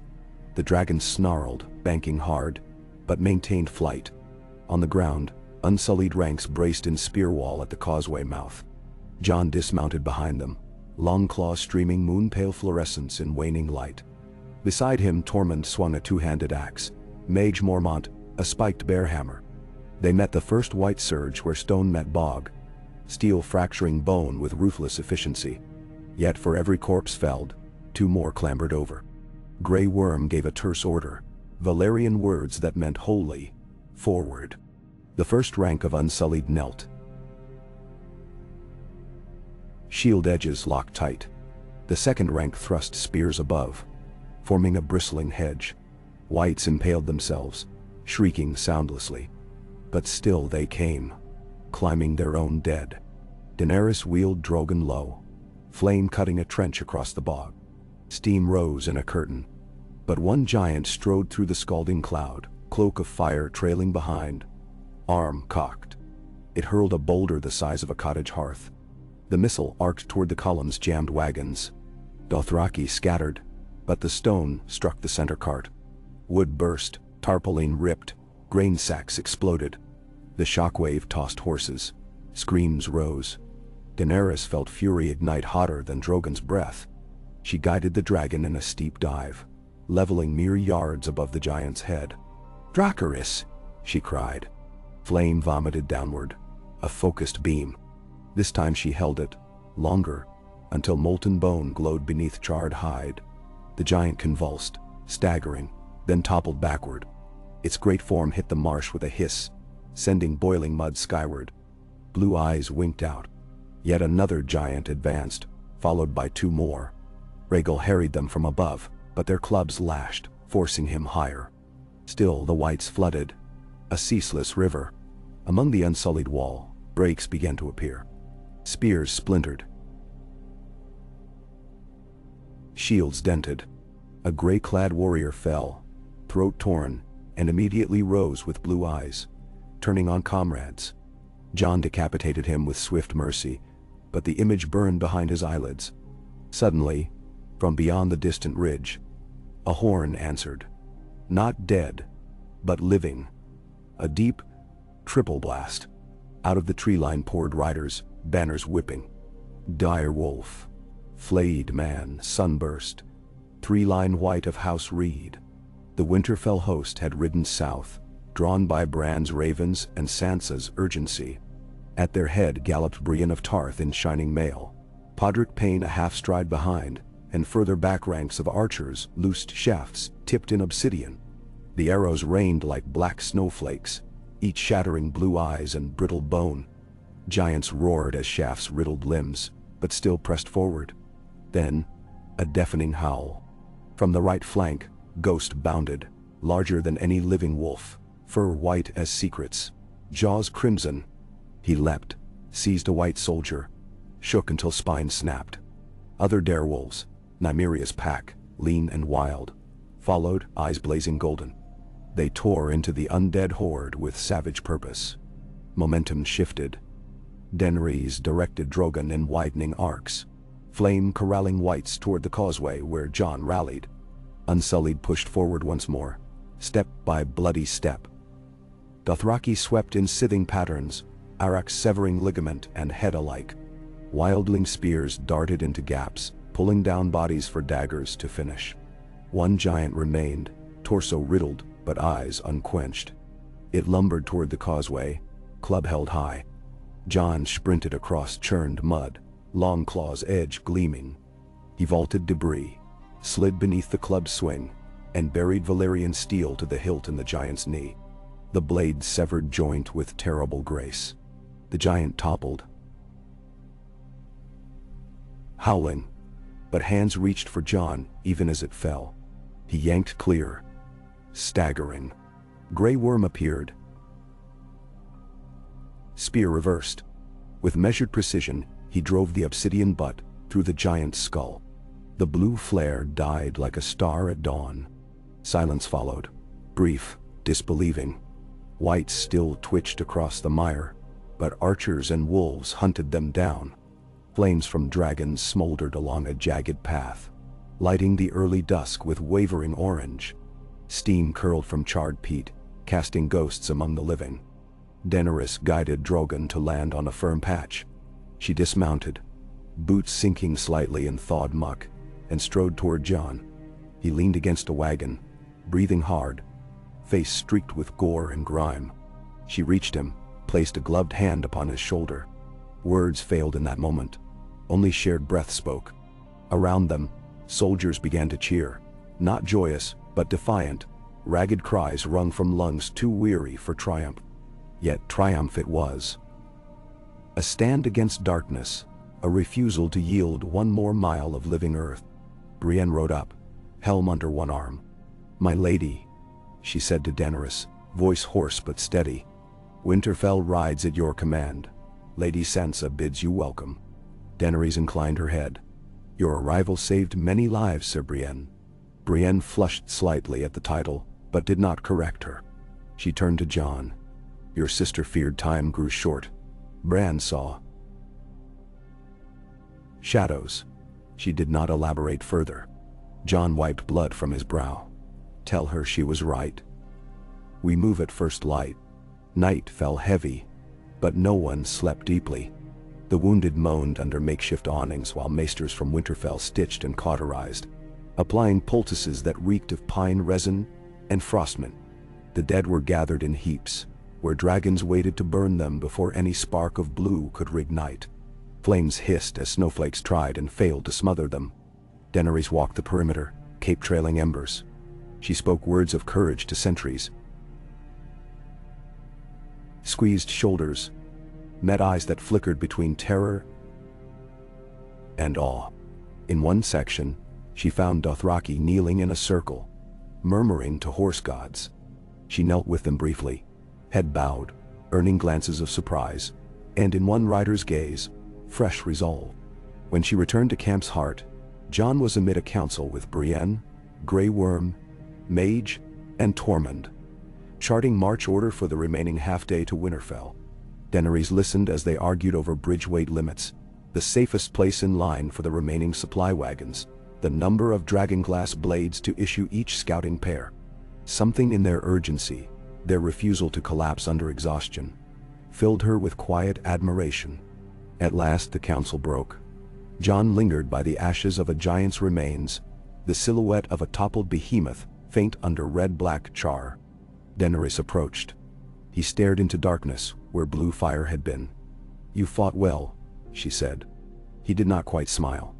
"We all did, but they will press harder tomorrow. They know now you march with Winterfell's strength." She considered the burned fields. "And we know now they hide in marsh and ruin with stealth we underestimated." She exhaled, cloud drifting. "Tomorrow we shorten our line. Dragons fly, scouting ahead, clearing threats. The army moves under their shadow." Jon nodded. Then he turned, meeting her gaze in flickering torchlight. "You saved us," he said quietly. "Without your fire, the giants would have broken the wall. You saved me first." She lifted an eyebrow. Rhaegal might have fallen without Longclaw distracting that club. He shrugged, as though heroics were daily bread. "We protect each other. That is what alliance means." Something warm stirred again, like the first crack of spring thaw beneath layers of frost. She reached for his hand. His fingers curled around hers, rough warmth to match her own. The din of camp receded, leaving only shared pulse. She spoke softly, the words barely more than breath. "When winter ends, if we stand on living ground, I would see what alliance means beyond war." His grip tightened, then eased into something gentle. "So would I," he answered. No further words were needed. They stood until cold nudged between cloaks and armor, then parted with silent agreement to rest. Sleep still came fitful, but in dream she stood beneath a blossoming weirwood, petals white as snow yet warm as summer, and at her side a wolf lay beneath a dragon's wing, both at peace beneath red leaves. The march began before dawn, torches bobbing like constellations shepherded through gray. Wagons rolled, hooves churned slush, banners snapped. Smoke from the previous night's pyres drifted low, trailing them like memory. Dragons soared ahead, dark sigils against a bruised sky. By mid-morning, the first outlying farm holdings of Winterfell appeared. Stone cottages roofed in sod, plumes of smoke promising hearth and broth. Farmers paused in fields, hoes idle, mouths agape as a vast multi-tongued host passed like living myth. Children waved bee-striped scarves, old men clasped gnarled hands in mute relief. The great looming mass of Winterfell itself finally rose from the northern plain.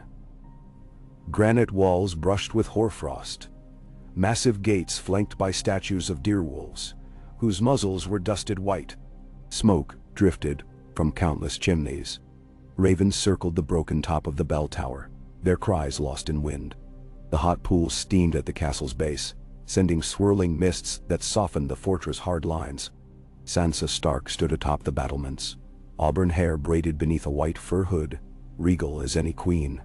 Bran Stark sat in his carved wooden chair beside her, eyes distant, one hand resting atop the railing as though feeling the stones breathe. Arya perched on a parapet further down, face half hidden by shadows of a drawn hood, cool gaze scanning the oncoming army. Beside her, Gendry leaned on a halberd, nervous energy coiled tight. A meeting of futures, old and new. The gates opened. Stark soldiers lined the path, helms polished, spears upright. The Unsullied advanced first, then Winterfell's returning host, then Dothraki, wagons, wildlings, trailing half a day's worth of vapors and uncertainty. Up high, dragons circled once, then twice, before banking to land beyond the outer wall, where hot spring mists hissed around their talons. Daenerys rode beneath the archway, her heart beating like a drum from some forgotten war. Snow drifted, faint confetti of winter blessing or warning, she could not say. She dismounted before Sansa, who descended the steps with measured grace. For a moment, the two women regarded each other. One born of dragonfire, one forged in northern frost. Then Sansa inclined her head in a motion neither full bow nor casual nod, but something bridging both. "Winterfell welcomes you, Daenerys Targaryen," she said, voice carrying across the courtyard. "I regret the welcome is not warmer. The warmth we need will come from unity," Daenerys replied. She extended a hand. Sansa hesitated only long enough to ensure all saw, then clasped it. Fingers cold, grip firm. Jon dismounted beside Daenerys. Sansa embraced him, quick but fierce, before stepping aside. Bran's chair rolled forward, guided by Podrick. Bran's eyes focused on Daenerys, a gaze so ancient it felt the weight of centuries. He inclined his head the barest degree. "You bring dragons to the north," he said, voice soft, echoing. "And with them, the past and the future both." Daenerys knelt to meet his height. "I bring what hope I can."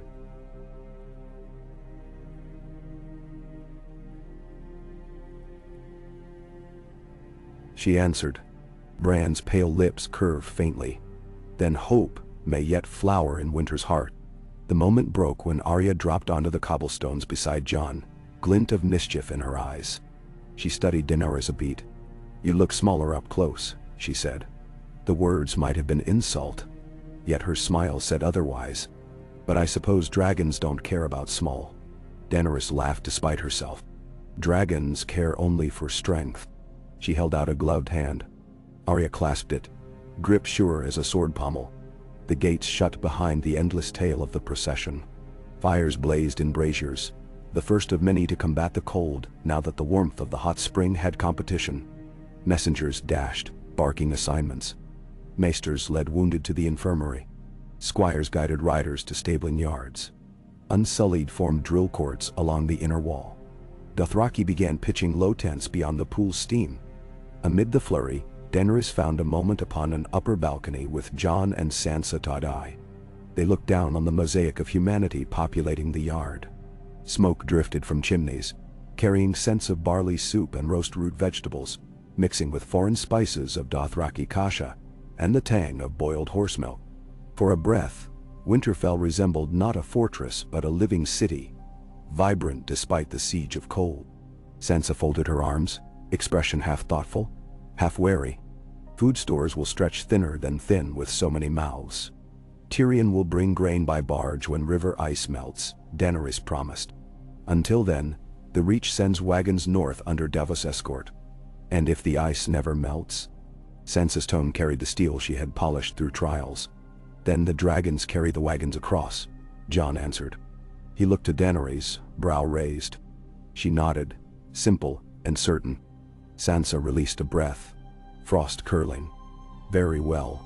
I will trust your dragons, if they trust my walls. She walked away toward the tower stair, a swirl of white fur. Jon leaned against the stone, the gray sky dulling his hair to ink. She worries because she must. Winterfell is her responsibility. I would worry if she did not, Daenerys replied, watching Sansa disappear. Then she faced Jon. Tonight we gather every lord and captain. Tomorrow Bran will speak of what he sees. We plan, and then, she gestured north, we march once more. Jon's lips tightened in agreement. To end it, once and for all. Daenerys' gaze swept the courtyard. Dragons rested beyond the walls. Smoke, though doubtless still rising from slitted nostrils. Unsullied spear points reflected pale winter light. Dothraki braids glittered with hoarfrost. Stark banners curled beside Targaryen ones, direwolf stitched alongside dragon. For now, this fragile alliance held the line between dawn and endless night. She spoke softly, almost to herself. Let this hearth stand bright enough to guide all lost souls home. Jon heard and placed a hand upon the cold stone of the parapet. A hearth can burn hot enough to melt the coldest shadows, he said. Below, somewhere unseen, a hammer rang on an anvil, forging new weapons from dragonglass pulled from crates. Sparks arced upward, brief stars against winter's vague dusk. Daenerys watched them fall and vanish, and believed, if only for that heartbeat, that the dawn beyond the long night might yet be theirs to claim. Oh, Ka. The forge fires glowed like open hearts against the deepening dusk of Winterfell's yard. Sparks drifted upward in shimmering constellations before vanishing into the chill that pressed against every ungloved finger and unprotected cheek. The clang of hammer on hot metal punctuated the steady rhythm of preparation. Dragonglass blades quenched in brine, armor plates re-riveted to accommodate thicknesses of fur. Barrels rolled from rampart stores to the kitchens, where cooks stoked cauldrons of marrow-rich broth. Winterfell thrummed with urgency, but it was an urgency tempered by method. Panic had no hold here, not when each passing hour meant one less breath before the dead arrived. Inside the great hall, banners stirred in the drafts that coursed along stone walls hung with fresh rushes. The ancient timbers above groaned as if remembering storms centuries gone. Yet no storm had ever brought what now threatened. Around the long central table, lords and captains crowded. Glover gray, Karstark white, Mormont green, Hornwood brown, Reed pale. Dothraki co's and co huddled near one end, their language a music of harsh consonants and rolling vowels. Unsullied officers stood rigid at the periphery, silent until spoken to. Above the hearth, direwolf and three-headed dragon shared uneasy company, their embroidered eyes flickering in firelight. Daenerys sat at the table's head, the carved high-backed chair of Eddard Stark lending its austere weight to her posture. She wore black velvet thick enough to defy the draft, the shoulders edged in white fox, the sleeves ringed with subtle silver dragon scale embroidery. To her right, Jon Snow leaned forward with gloved hands braced upon the weather-worn map unfurled between cup and candle. His brow furrowed as new markers were set, onyx shards for the dead, jade for the living. To her left, Sansa watched each placement with a calculating calm that reminded Daenerys of the chess masters of Meereen. Every line of potential attack anticipated 3 moves ahead.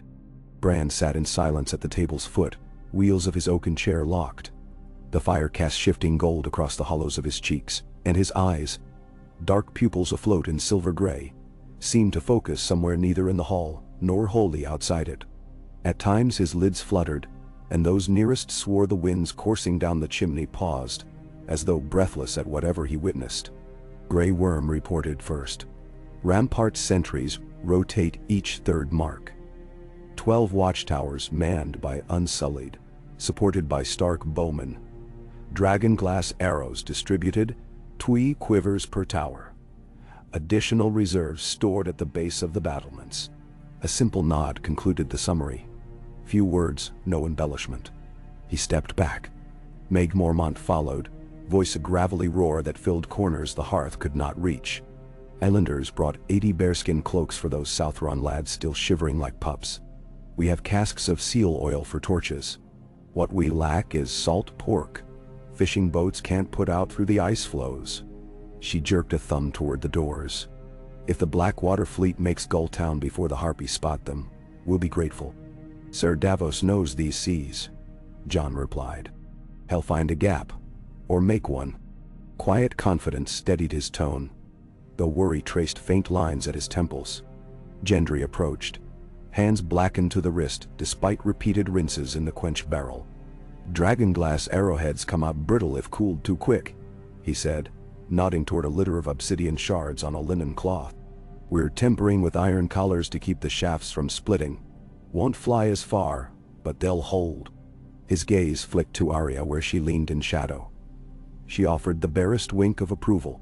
Across the hall, Dothraki murmurs swelled as Jacko, once bloodrider to a rival Cal, relayed a request. Horse trenches outside the western Sally Port, deep enough to corral remounts safe from arrows. Translation flowed through Missandei's calm voice to Daenerys. The queen inclined her head, permission granted. Steel-shod staves would mark the trenches, so the Unsullied patrolling at night did not stumble into their depth. Discussions swirled.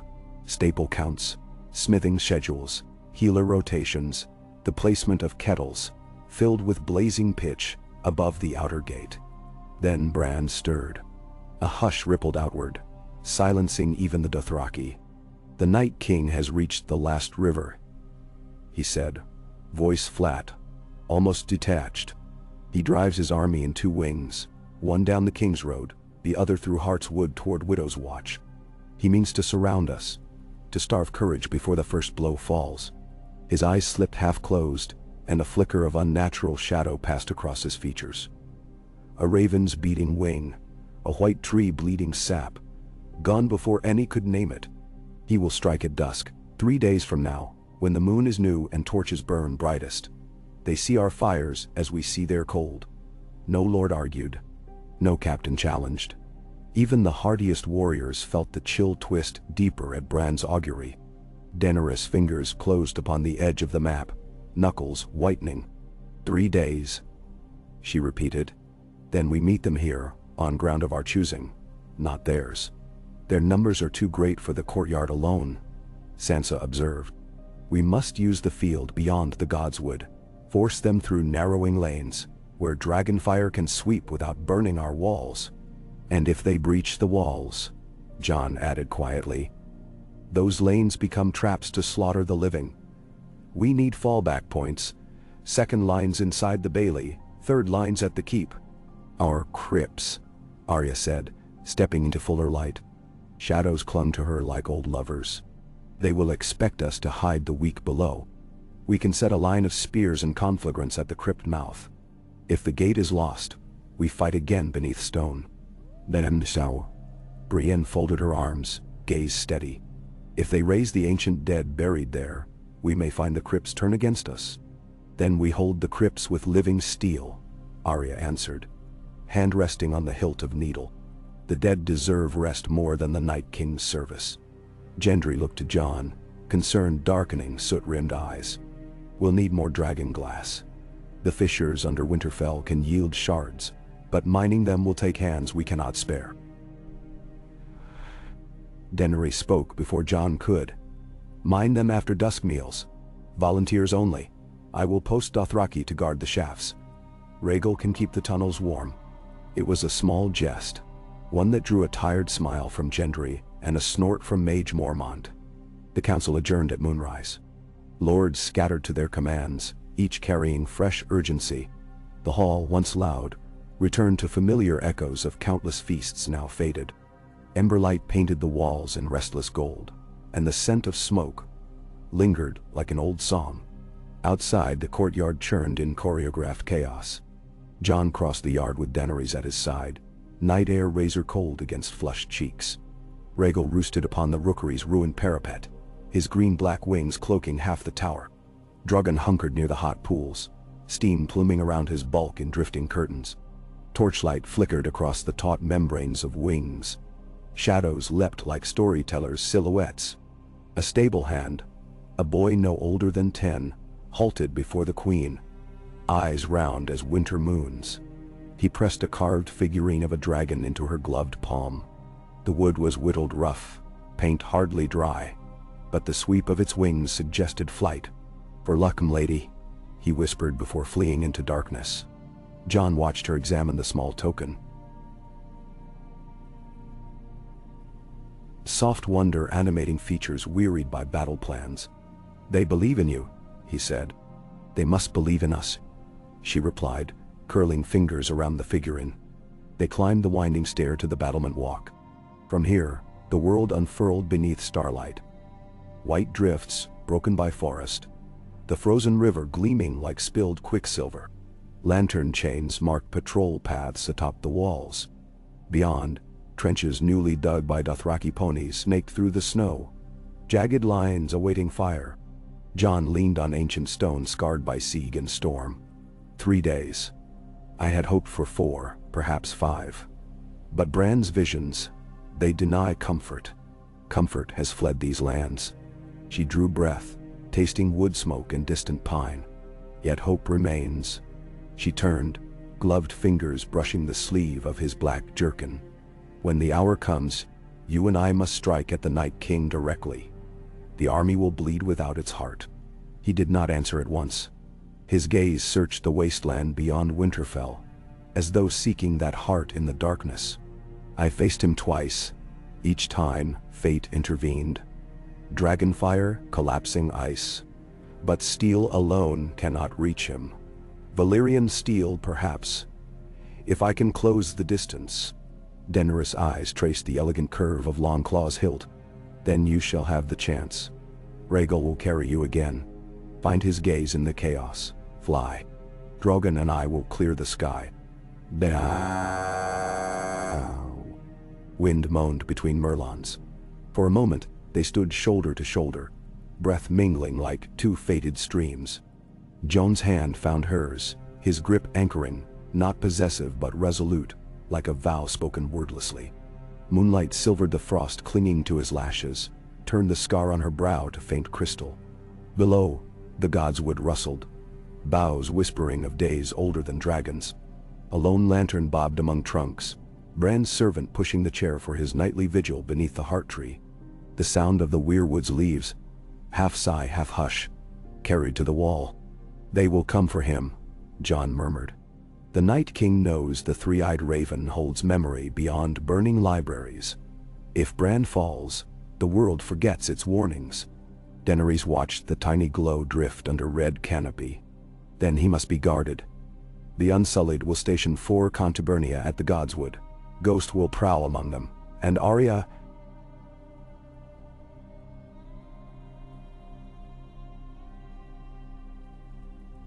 "She will not let harm pass." Jon's shoulders dipped. Some burden lightened. "You see more than most, Daenerys. Not as much as Bran, she said, a rueful curve to her lips. And perhaps that is mercy. They descended at last, each turning toward separate duties. She walked toward the dragons, the carved figurine still clasped. Steam from the hot pools swirled around Drogon's silhouette. His great head lifted as she came, pupils like moons floating in smoldering embers. She pressed a hand to his cheek scale. "Old son," she whispered in Valyrian. "We'll hunt the chill of death in 3 nights. Ready your fire." "Mentor." A rumble traveled up his throat, thrumming through her ribs. Snowflakes landed on his heated hide, flaring to droplets. Above, Rhaegal unfurled wings in languid motion, stirring eddies that scattered embers into the sky, orange sparks swirling among falling white. Midnight crept onwards. Inside the keep, corridors glowed dimly. Servants hurried with blankets, maesters with tinctures. Davos Seaworth arrived shortly after the moon's zenith, cloaked in frost, salt and weary triumph in his smile. He brought 10 wagons laden with rough-sacked grain, 4 with apples, 2 with barrels of pickled river herring. More precious, 3 crates of Tyrell-forged scorpions. A nod from the Reach's new stewards who owed debts to no one now living. In the courtyard, Davos clasped Jon's arm and bowed briefly to Daenerys. "Knives of the Reach as promised," he said. "The roads south are foul with deserters turning bandit, but a tongue of flame overhead kept AEM on their backs. Gratitude, your grace." "Now." She inclined her head but set him swiftly to work. Distribution lists, ration counts, picket assignments along the south wall. Davos accepted with a gruff "aye," satisfied to trade talk for action. As the grain stores were tallied and stowed, Gilly and Samwell Tarly emerged from the library under the rookery. Sam's arms were piled with scrolls so old the wax seals crumbled at a touch. Gilly carried little Sam bundled in 3 layers of wool. The babe watched torchy light with wide, wondering eyes while his mother murmured songs from beyond the wall. Sam hurried toward a table near the stairs where Gendry's apprentices shaped dragonglass into spearheads. He set the scrolls down, breathless.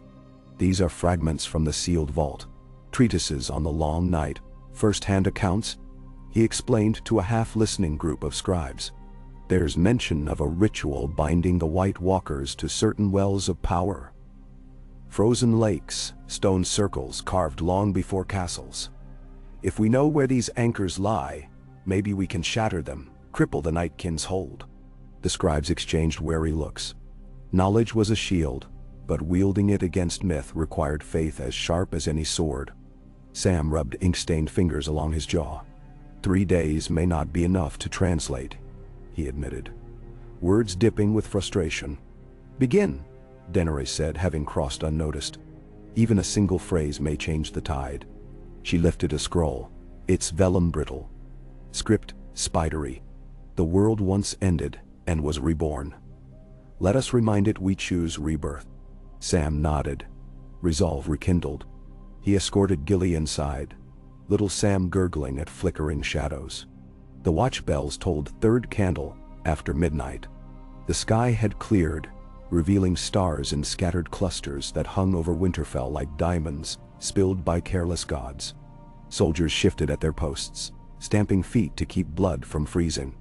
In the yard, a small troop of Unsullied knelt, eyes closed, as Grey Worm led them through a quiet recitation in High Valyrian. Verses not of war, but of purpose unbroken by servitude. Off to one side, sorrel mares snorted, while Dothraki farriers wove rings of bronze beads into their manes, talismans of protection. Inside the castle's south tower, Sansa sought sleep upon furs piled beside a hearth kept low to conserve wood. But her thoughts resisted. She rose, donned a robe of dark blue wool, and padded barefoot along polished flagstones toward the library. There she found Tyrion Lannister hunched over a voluminous tome, one candle guttering nearby. His once immaculate doublet bore scorch marks from the forge, a badge of his attempt earlier to understand dragonglass tempering. He glanced up as she entered. "Lady Sansa," he greeted, voice softened by hour and circumstance. "Come to scold me for burning page edges with dripping wax?" She allowed a small smile. "So long as you do not set the shelves ablaze, I will withhold judgment." She joined him at the table. What keeps the hand of the queen from rest? He tapped the tome. A Braavosi sailor's chronicle of frozen leviathans beyond Skagos. I hoped for an account of how such beasts fell, but the author fled before recording anything useful. Closing the book, he exhaled. Knowledge can illuminate, or remind us of our own ignorance. Sansa folded arms on the table's worn surface. Ignorance has ruled Westeros too long. Perhaps that rule ends within these walls. Tyrion's eyes sharpened. There was a time I believed scheming could outweigh armies. Yet here we stand against nightmares only dragonfire can dispel. Schemes appear rather small. Schemes gave us grain, alliances, time, she countered. Small fires hold back great dark when many burn together. His smile was tired, genuine, ever the North's heart. Cold on the outside, embers within. He closed the tome, stood. Come, I have been sent to inspect the brewing of onion soup, though I know as much of onions as giants do of stealth. He offered his arm. She accepted, and they walked out into the corridor where torchlight gilded their shadows upon frost-slick walls. Morning's gray heralded another day of preparation. Snow fell once more, a fine sieve that sifted across ramparts and courtyards alike. Arya trained with the hound near the East Sally Yard. Sparring forms executed in near silence, save for the rasp of steel kissed by frost. Every parry, every evasive slip of foot, sharpened instincts that would soon harvest whites like wheat. Elsewhere, Missandei oversaw translation teams copying Bran's visions into battle orders. Her calm anchored scribes fraught with fatigue. Her smile a balm they hardly recognized. Grey Worm appeared at intervals to confer, their gazes exchanging private warmth before duty reclaimed them. 3 times dragons lifted skyward that day, scouting north and east. They returned with news. A burned ruin of umber farmsteads, trails of churned snow where thousands had passed in relentless advance, a lake frozen so black and deep, no torch pierced its veil. An ill omen, Bran warned, a place where memories might drown. When dusk came, Davos convened captains at the outer gate to drill lighting of fire trenches. Barrels of lamp oil, pitch, and the volatile brew, Sam called Wildfire's humbler cousin, were lined along sunken ditches. Torches touched. Liquid flame roared along channels, arcs of gold licking snow into steam. The captains timed the spread, calculated angles for overlapping arcs. They scraped the lessons into tablets for quick revision. Night again. 2 days left. Daenerys dreamed of ash swirling in a warm wind, of Rhaego laughing as he rode a dragon the color of dawn. She awoke with tears unshed, buried them beneath steady resolve, and summoned the smiths to fit new saddles to both dragons, in case wounded riders required evacuation. Jon walked the inner ward with Ghost padding silent at heel. He paused at the smithy where Gendry quenched a long halberd tip glowing faintly. Jon traced the pale veins of dragon glass, set into its edge. Will it hold? Gendry dipped a nod. It'll bite deeper than honed iron, if the wielder has arms to swing. He wiped sweat with a forearm, leaving a smear of soot across his brow. You'll take Longclaw airborne? I will. Jon weighed the blade already belted at his hip. If the Night King rises to meet me, I pray steel answers flame. Gendry's grin flashed white. Then steel you'll have. He plunged the halberd into a trough. Steam coiled upward, singing. That evening, Bran sent a raven for the first time in days. Feathers ink black against twilight. The bird circled Winterfell once before vanishing north. No one but Bran knew the message beyond. A call to ravens yet living. A whisper for giants who resisted the Night King's lure to creep from hidden valleys. Some said Bran murmured to the weirwoods themselves, urging roots to remember living blood. Whispers met every hearth. That the trees would rise, that old gods would wade into battle in bark and bone. Others shook heads, old tales for children. But Winterfell had lived enough legend lately that disbelief carried little comfort. Docks at White Harbor saw sails again. One battered carrack slid in under shrouded moon, holds loaded with smoked eel, pickled beets, and casks of arbor white from a merchant who deemed coin worthless if the drinkers of coin turned corpse. refugees huddled by the dozens in its cramped berth. Lord Manderley gathered them, sent the healthy north with grain wagons, sheltered the frail in his keep. Rumor traveled faster than roads. The Dragon Queen's host held Winterfell. Some spoke of volunteering despite frostbite sores and empty bellies. Morning dawned the color of old iron. One day left. Inside Godswood, Bran sat beneath the heart tree, while lines of Unsullied stood sentinel. Arya moved unseen through branches overhead, each breath a ghost of white. Jon and Daenerys arrived together at Bran's summons. Snow muffled their steps. The red leaves above dripped crimson onto Bran's shoulders, like ceremonial paint. When they stood before him, he spoke without preamble. "I have seen the Night King's desire. He comes for me because I am memory. But he fears you both. Dragon flame, Valyrian steel, the blood of the pack." His gaze fixed upon Jon. "Your lives are woven with his unmaking. But the thread runs through two needles only if they remain close. You must not separate when battle joins." "Now." Jon inclined his head. "We ride together, Bran, on dragon wings." Bran's eyes flicked to Daenerys. "He will freeze the sky around you. Be mindful. His spear despairs of fire yet longs to pierce it." A shiver traced her spine as she remembered Viserion's fall on the frozen lake. She set her jaw. Drogon learned sorrow that day. He remembers. Fire will not miss a second time. Bran's thin hand gestured. "Take these." Podrick stepped forward, bearing a pair of small leather satchels. Within each lay 3 slender obsidian daggers, hilts wrapped in direwolf leather, the pommels shaped like 3-headed dragons wrought from bronze. "Grasp these in flame. Thrown true, they will shatter such ice as holds my doom." Daenerys accepted hers, weighing the glassy heft. Jon tucked his satchel beneath his cloak. Gratitude flickered in their united nod to Bran, who closed his eyes once more, sinking into silent communion with roots and wind. The final daylight before the siege was spent sealing windows, stretching fresh hide across arrow slits, trucking barrels of broth to the infirmary. Children bundled in quilts helped carry slings of small stones up to parapets. Old men sharpened kitchen cleavers until edges gleamed dangerous.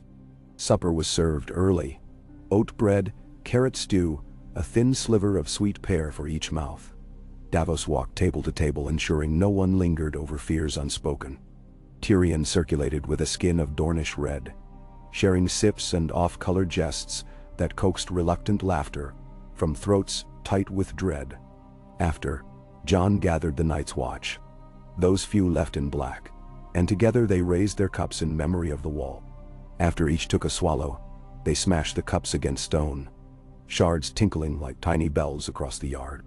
That night, no one truly slept. Some lay with eyes closed, counting breaths. Others paced ramparts, checking harness buckles a 5th or 6th time. Snow hissed against arrowhead tips. Dragons dozed yet stirred at every creak in the darkness. Dawn refused to color the sky. Instead, a pallid glow seeped upward from the horizon.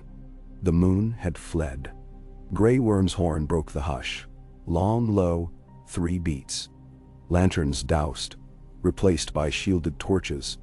Men and women filed to positions assigned 2 nights past. Daenerys ascended the tower stair with Jon and Tyrion behind. She wore scaled armor of blackened steel over dark leathers, a gorget traced with tiny rubies. Snowflakes gathered in her braids. Reaching the battlements, she inhaled the frigid air that tasted faintly of ash. Memory of the trenches tested 2 nights earlier. Across the white expanse to the north, nothing moved. The world seemed paused, poised upon a silent question. Grey Worm led the Unsullied onto the forward field. Shields interlocked. Gendry's halberds glinted among their ranks. Behind them, a second line of wildlings hefted dragonglass-tipped spears. To their flanks, Dothraki mounted restless horses. The beasts stamped steam into gray air. Braids of mane hung with bells silenced for stealth. Sansa watched from the wall walk, cloak of white stretching behind like a wing half furled. To her left, Arya knocked her first dragonglass arrow. To her right, Brienne gripped Oathkeeper, the Valyrian steel shimmering. Hours seemed to pass before the first sound. A faint susurration, like wind through dead grass. From the tree line beyond the field, a swirl of white lifted. Snow disturbed by marching feet unseen. Shadows emerged, pale forms advancing in perfect silence. At their center rode tall figures astride undead horses, armor glimmering frost blue. Behind them, the bulk, an endless tide of dead, ranks upon ranks. The Night King appeared not at their head but above them, drifting on wings of ice secured to a beast once named Viserion. His hollow gaze burned sapphire as he surveyed Winterfell's defenses. Steam of dragonfire escaped his mount's maw, frosting air. Daenerys' fist clenched around a crenelle. "He wears my child's corpse like a crown," she whispered.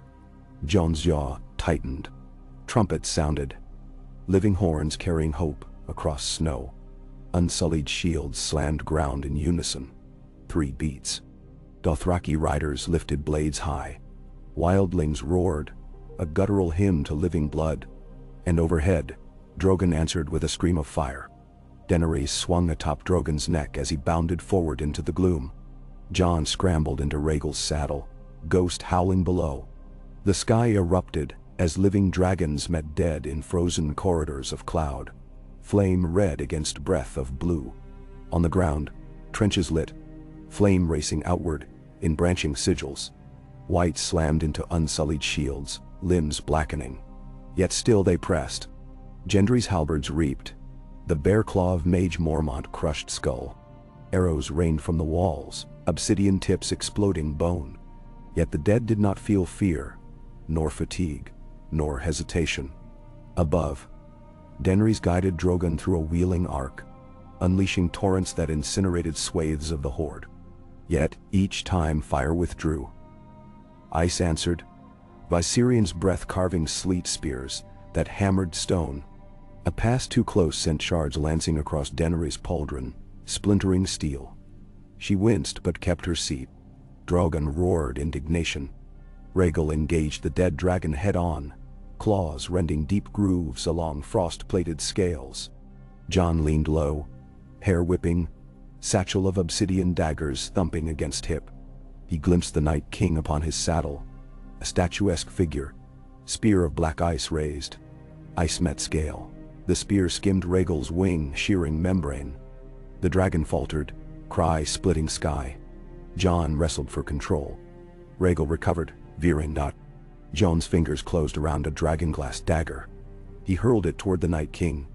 The shard spun, caught wan light, and shivered to powder against an unseen ward before reaching its mark. A grin, cold as death's promise, curved the Night King's lips. Drogon climbed, Daenerys urging him higher. She spotted the swirling maelstrom of snow conjured about Viserion, funneling to obscure clear shot. She signaled Jon by banking wings. He mirrored, drawing Viserion's focus. Blue fire blasted toward Rhaegal. Jon dove beneath, hair singeing at the edges. The beam struck the treetops beyond, detonating a geyser of frost and splintered pine. On the ground, trenches flickered where ice spears extinguished sections, opening gaps. Whites poured through, colliding with Dothraki lancers. Horses screamed, riders toppled. Unsullied reformed, lines bending not breaking. Grey Worm barked commands, shields shifting to encircle the breach. Wildlings slung clay urns filled with lamp oil over the wall. Impact erupted into walls of flame.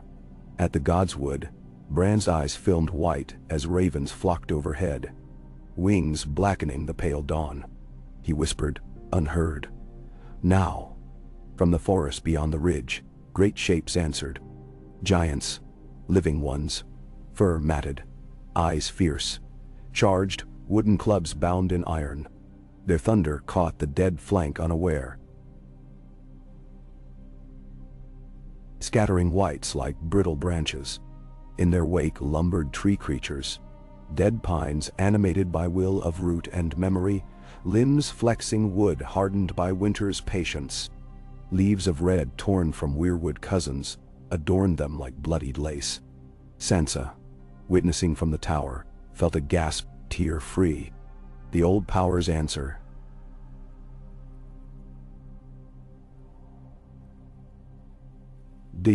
Old powers answer, she said to no one. Atop Drogon, Daenerys seized the moment. She signaled Rhaegal to dive beneath Viserion, drawing blue breath downward. Drogon folded wings, plummeted from cloud height in a predatory stoop. Air howled. Frost coated her goggles. 50 yards. 30. She glimpsed the Night King raise his spear too late. Dracarys! She screamed. Flame no mortal forge could conceive burst point-blank into Viserion's underbelly. Scales shattered. Bone glowed molten. The dead dragon spasmed.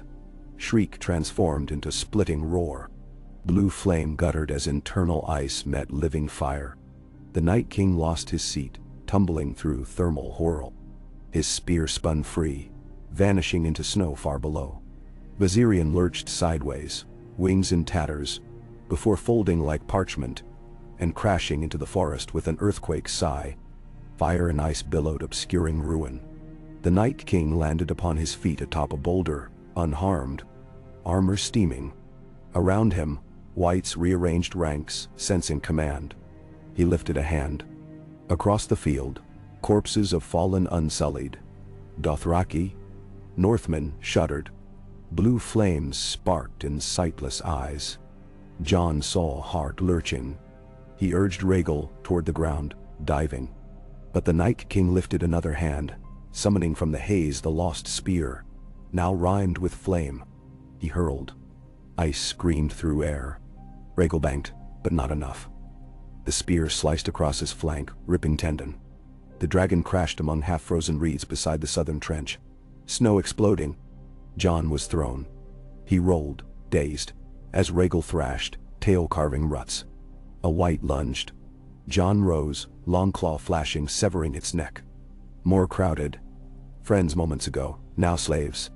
He fought through them.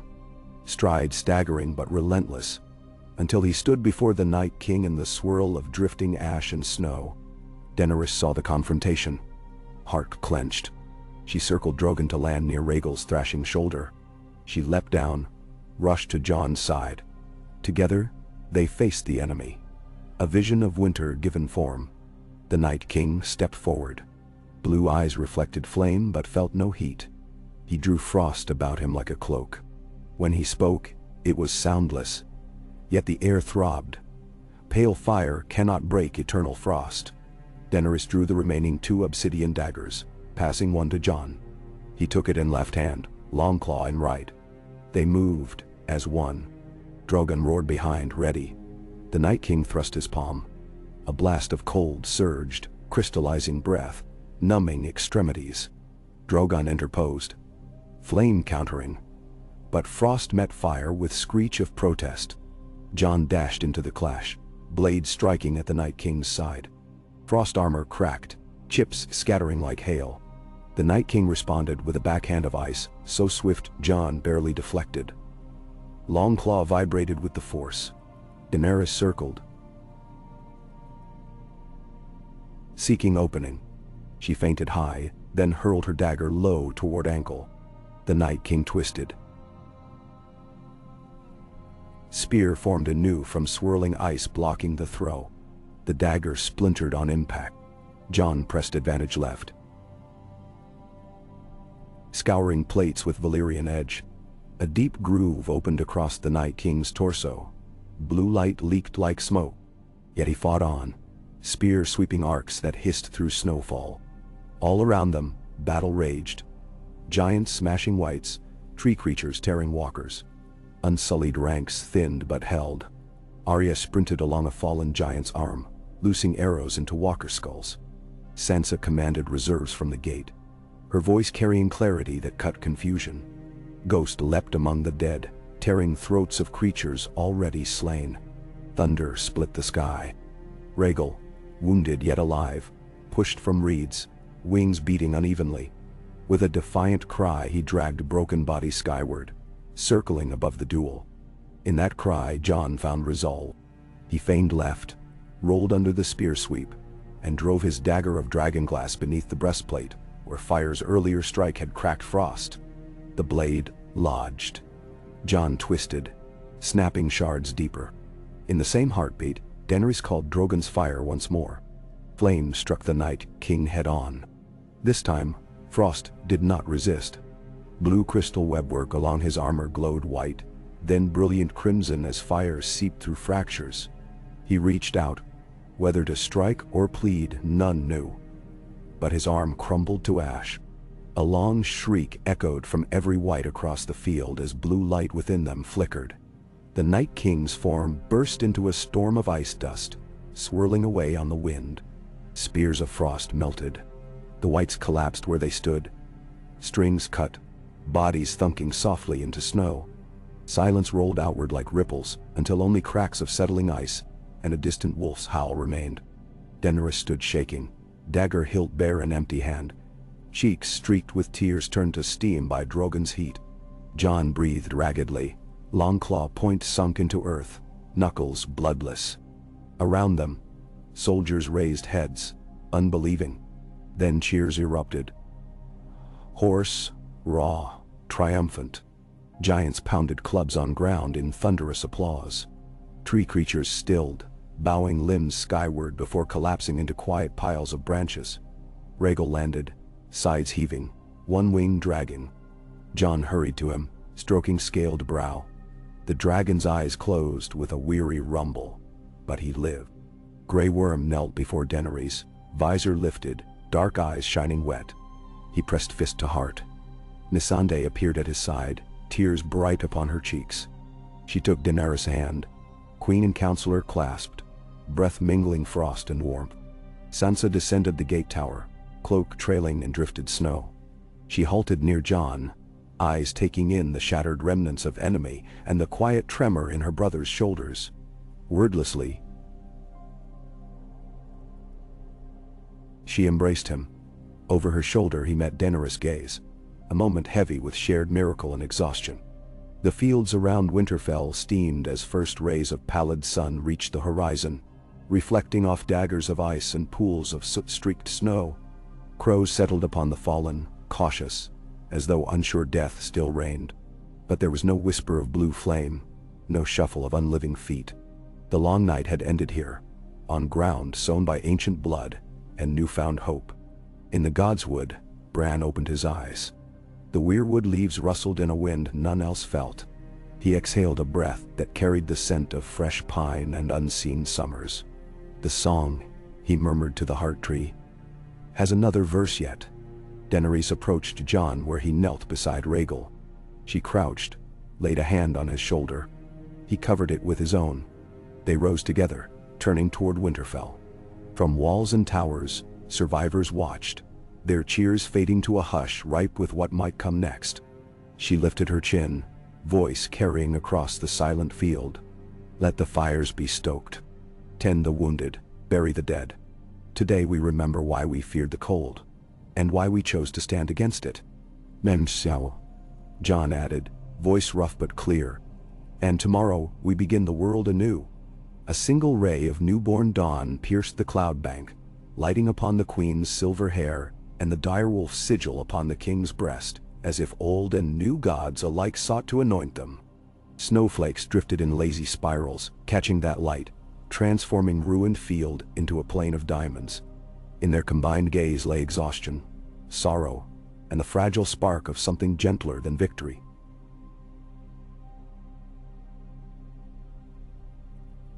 Something like peace. Behind them, Drogon spread wings to greet the sun, and Rhaegal answered weakly, smaller but alive, two living embers ready to bank their flames against any night that dared return. So the day began, not with blades unsheathed, but with the soft crackle of fires warming the freed and the broken alike. Winterfell breathed, the north breathed, and somewhere far beyond mortal hearing, a verse older than men found new voice amidst the hush of snow and sigh of distant sea, promising that even after the longest night, dawn, inexorable, would always come. A.K. End. Smoke drifted in pale ribbons above the field north of Winterfell. The smoke of pyres built from the shattered cart timbers and broken shields and splintered ladders that hours earlier had braced desperate backs against the dead.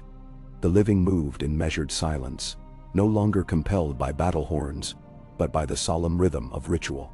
They stacked the bodies in neat rows, Unsullied laid beside Unsullied, their spears crossed upon still chests.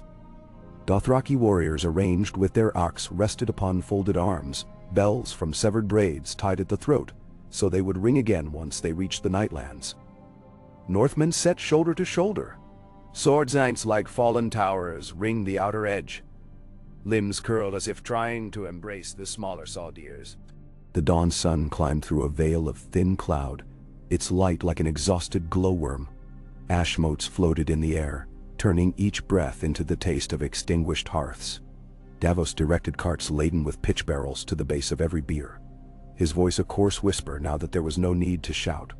Gendry and his apprentices poured the black liquid over stacked timbers, their movements automatic, hammered into muscle memory by 2 sleepless nights of forging. Missandei kept a tally on a wax tablet. How many pyres? How many barrels of pitch? How many names still unknown? She paused once, quill trembling, then drew a small line through the final space and set the stylus aside. There were no blank squares left. At the pyre nearest the godswood, Daenerys stood with her hands folded at the small of her back. A shard of dawn caught in her hair, turning silver strands to molten copper. The gorget at her throat bore a single long scratch from an ice splinter that would have severed a lesser armor plate. Beside her, Jon lifted a crested helm from the face of a stark man and set it reverently atop the bier. His eyes, gray and ringed by black half-moons of exhaustion, lingered on each body as if etching their faces into stone beneath his ribs. Grey Worm moved down the line, stopped before a bier where the soldier nearest the edge wore the faded sash of a Naharis phalanx. He placed a hand over the man's heart, then bowed his forehead to the wooden frame. When he straightened, his lips had formed a soundless benediction. From the parapet, Sansa watched the processional columns snake across the white-scarred earth. A thick wool cloak lined with snowy direwolf fur cloaked her slender frame, but wind found every seam. She counted the pyres again, 7 large, 1 for each host that had answered the call. Unsullied, Dothraki. Northmen, free folk. Riverlords who had ridden north with Robert Glover. The living giants, and a 7th for those whose banners were lost, or who had been refugees with no house left to claim them. It seemed neat, almost elegant, until she tallied the dead within them. Then the numbers became a kind of bludgeon. Each line of blackened figures, a blow to the sternum. Arya stood at her sister's side. Soot smudged the bridge of her nose. Blood, white blood, cold and tar-dark, caked her left sleeve. She had refused to wash until every body had been accounted for. Now leaning into the Merlin, she followed the slow gait of Beric Dondarrion's horse, as it pulled a cart of broken shields toward the bonfire reserved for kindling. Her gaze snagged on Gendry stacking shields with careful precision. She started to raise a hand to wave, then thought better and drew her cloak around her, hiding the gesture. Below, the air shifted, an invisible ripple passing through the line. At a wordless signal, the soldiers stepped back from the pyres. Tyrion emerged from the gate arch carrying a torch lit from the castle's great hearth. Brienne walked beside him, expression carved from solemn marble, clutching a second torch. Samwell Tarly followed, tight gripping the hand of Gilly, who carried both little Sam and a taper smaller than the rest, but burning the same bright gold. As they reached the first row, the crowd swallowed sound. Boots on snow, banners rustling, all noise drawn into the hush. Tyrion knelt, pressed the torch to the straw nests at the bier's base, then backed away. Brienne lit the next. Gilly hesitated, whispering something into her child's ear. Perhaps a memory of a night spent in a different world with gentler fears, before she too touched flame to tinder. Soon every edge of the 7 immense stacks crackled with orange. Fire found pitch, and dull orange sharpened to white, racing up the lattice of timbers, devouring cloth and braid and bone in a single gulp. Heat crashed like a surf against the watchers. Jon lifted a hand instinctually to shield his face, though no flame licked close. Rows of soldiers staggered half a step. Daenerys did not move. Her eyes glistened, but spilled nothing. When the heat forced even Davos to turn away, she locked her gaze on the tower of burning Unsullied, as if drawing from it one last measure of their discipline. A low roar rolled across the battlements, Drogon circling overhead. His call, guttural and long, harmonized with a softer answering cry as Rhaegal, wing-patched and ragged but flight-worthy, rose from behind the tower. The dragons wheeled above the pyres in tightening spirals. Shadows of their wings danced in the flames, until the illusions and the monsters became one great circling beast. The mourners stayed until the first timbers collapsed inward. Ash drifted like black petals over the yard. Only then did Grey Worm step forward and raise his voice, the square staccato of high Valyrian words striking stone. Nike ixos dinos hen sovites. Lentorkesia, dinos, rovigros kesia, dinos. Each surviving Unsullied repeated the refrain. Their voices melded into a single note, cold, metallic, unyielding.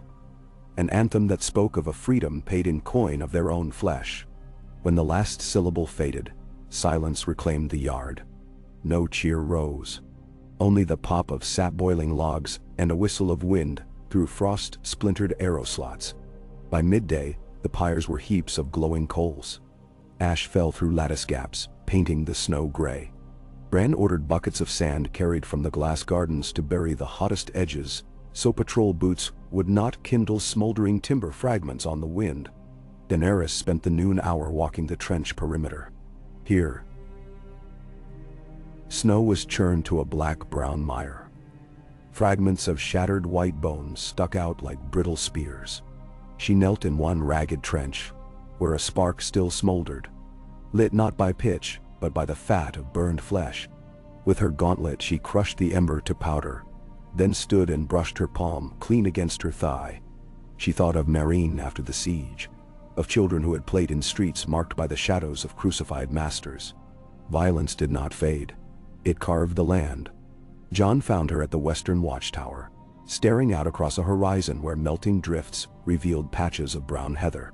"The snow will be gone in a fortnight," he said, voice roughened by soot clogged in his throat. "It never melts this early." She replied without looking. "Not in stories. Stories forget that seasons end. This one ends sooner than any of us dared hope." His hand brushed hers lightly. "We ended it. Together." She nodded but did not smile. "An end is never free. Look to the yard." Bah! He turned, taking in the smoldering mounds, the half-collapsing ramp destroying trenches that had once glowed with blue. He said nothing. Behind them, steps scrunched in snow. Tyrion appeared. Fur cloak trimmed in black bear, expression somewhere between relief and calculation. "Queen Daenerys, King." He glanced at Jon's stiffening shoulders and corrected. "Lord Jon, Lady Sansa has convened the lords in the Great Hall. They wish to speak of the morrow." "Already?" Jon's brows rose. "Victory beggars patience," Tyrion said. "When men taste survival, they remember old debts. Some lords rode north expecting grain in return. Others remember that Cersei sits the Iron Throne and wonder who will dislodge her while they bury sons here." "Meh." Daenerys' jaw tightened. "Tell them we will attend." The great hall's high windows bled pale afternoon against soot-brightened walls. Long tables had been rearranged into a broad horseshoe shape, leaving a clear floor space at the center for speakers. At the apex Sansa sat, hood thrown back, the silver hand of House Stark clasp holding her mantle. On her right, Arya perched with hood up, expression a studied neutrality. On her left, Bran's chair faced the assembly, though his gaze rested on something only he could see. When Daenerys and Jon entered, every voice stilled. A few lords rose, others inclined their heads. Wyman Manderley sat with hands folded over a ledger. Robert Glover tapped a finger impatiently on scarred oak. Mage Mormont leaned back, arms crossed, eyes alight with restless clarity. Tormund lounged against a pillar. Free folk clustered behind, sharing a single battered flagon of ale. Tyrion cleared his throat. "My lords." He waited for the last scuff of boots to halt.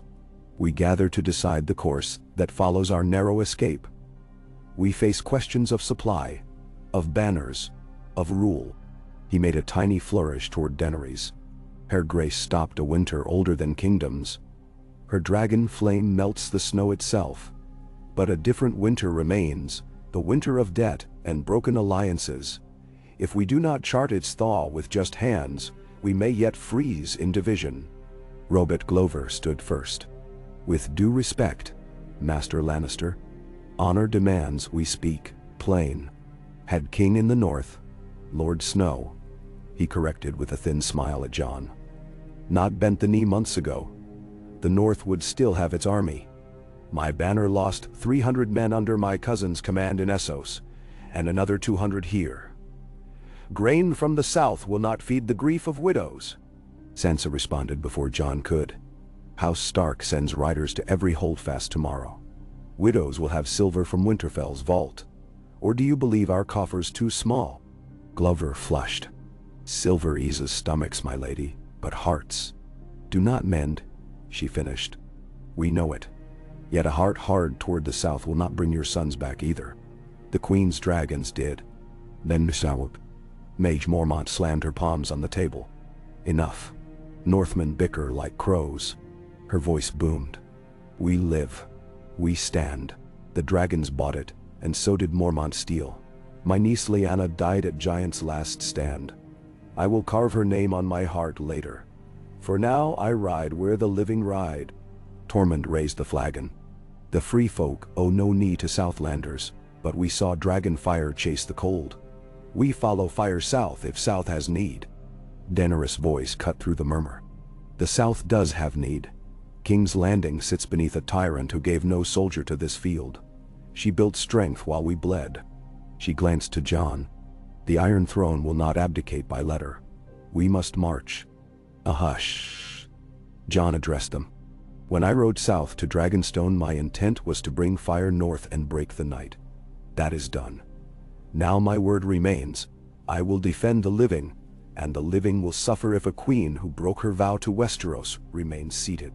A lord few recognized, Sir Tadas Kenning of Casey, whose horsemen had arrived 2 days before the battle, rose. The Lannister queen yet commands the Golden Company. Essos sells words cost gold. I suspect her treasure casks run deep. What she lacks, Tyrion interjected, are allies within these walls.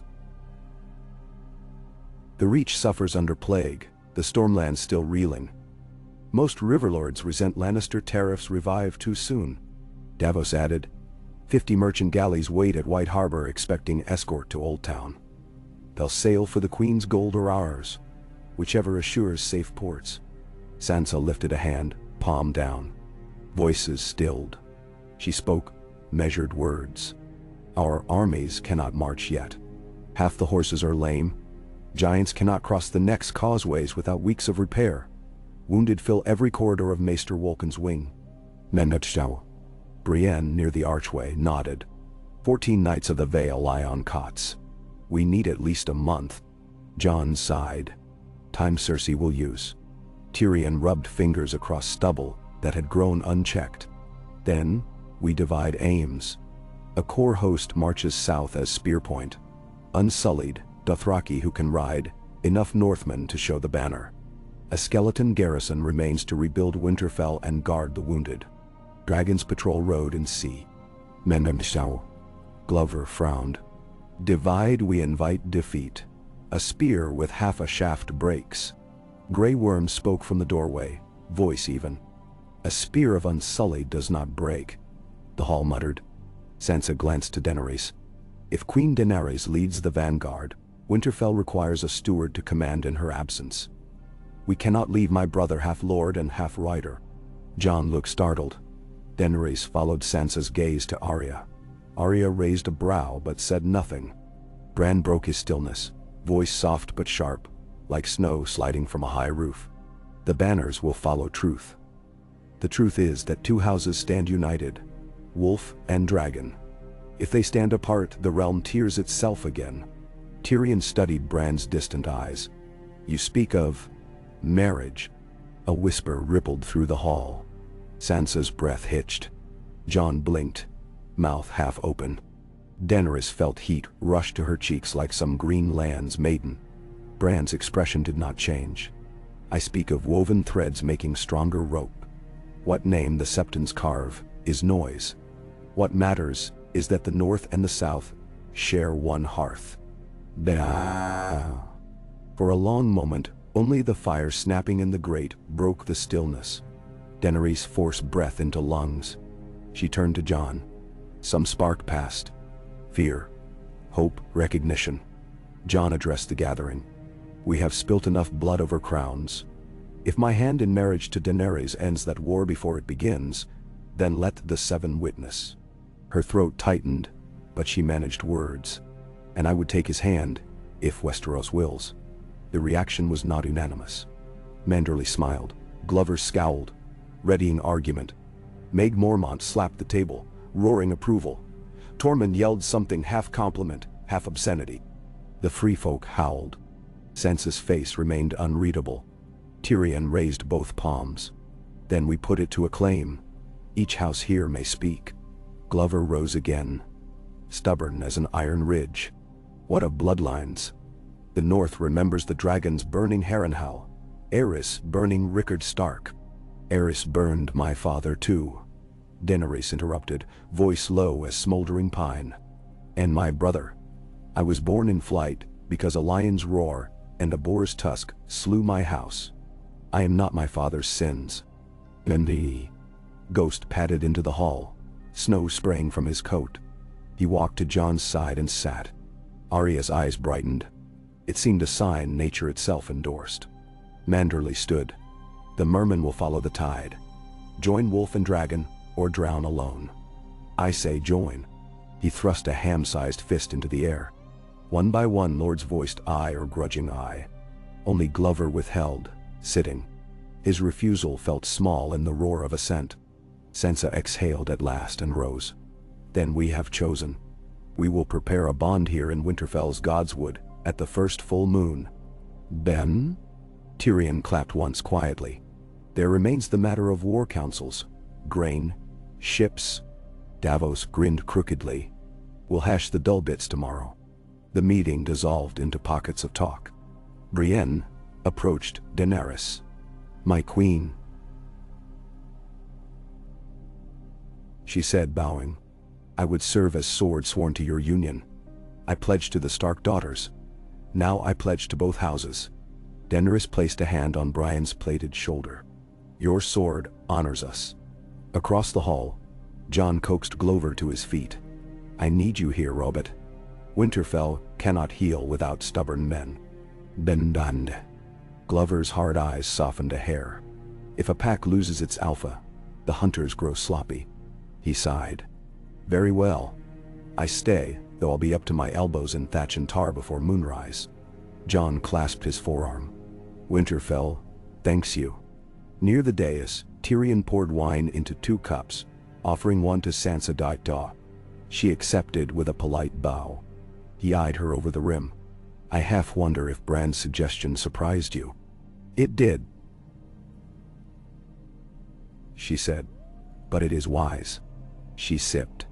Wisdom does not always comfort. He raised the cup in gentle salute. Comfort is overvalued.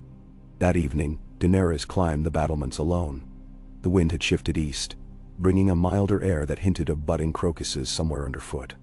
Below, giants wrestled fallen trees into place over rent gaps in the curtain wall.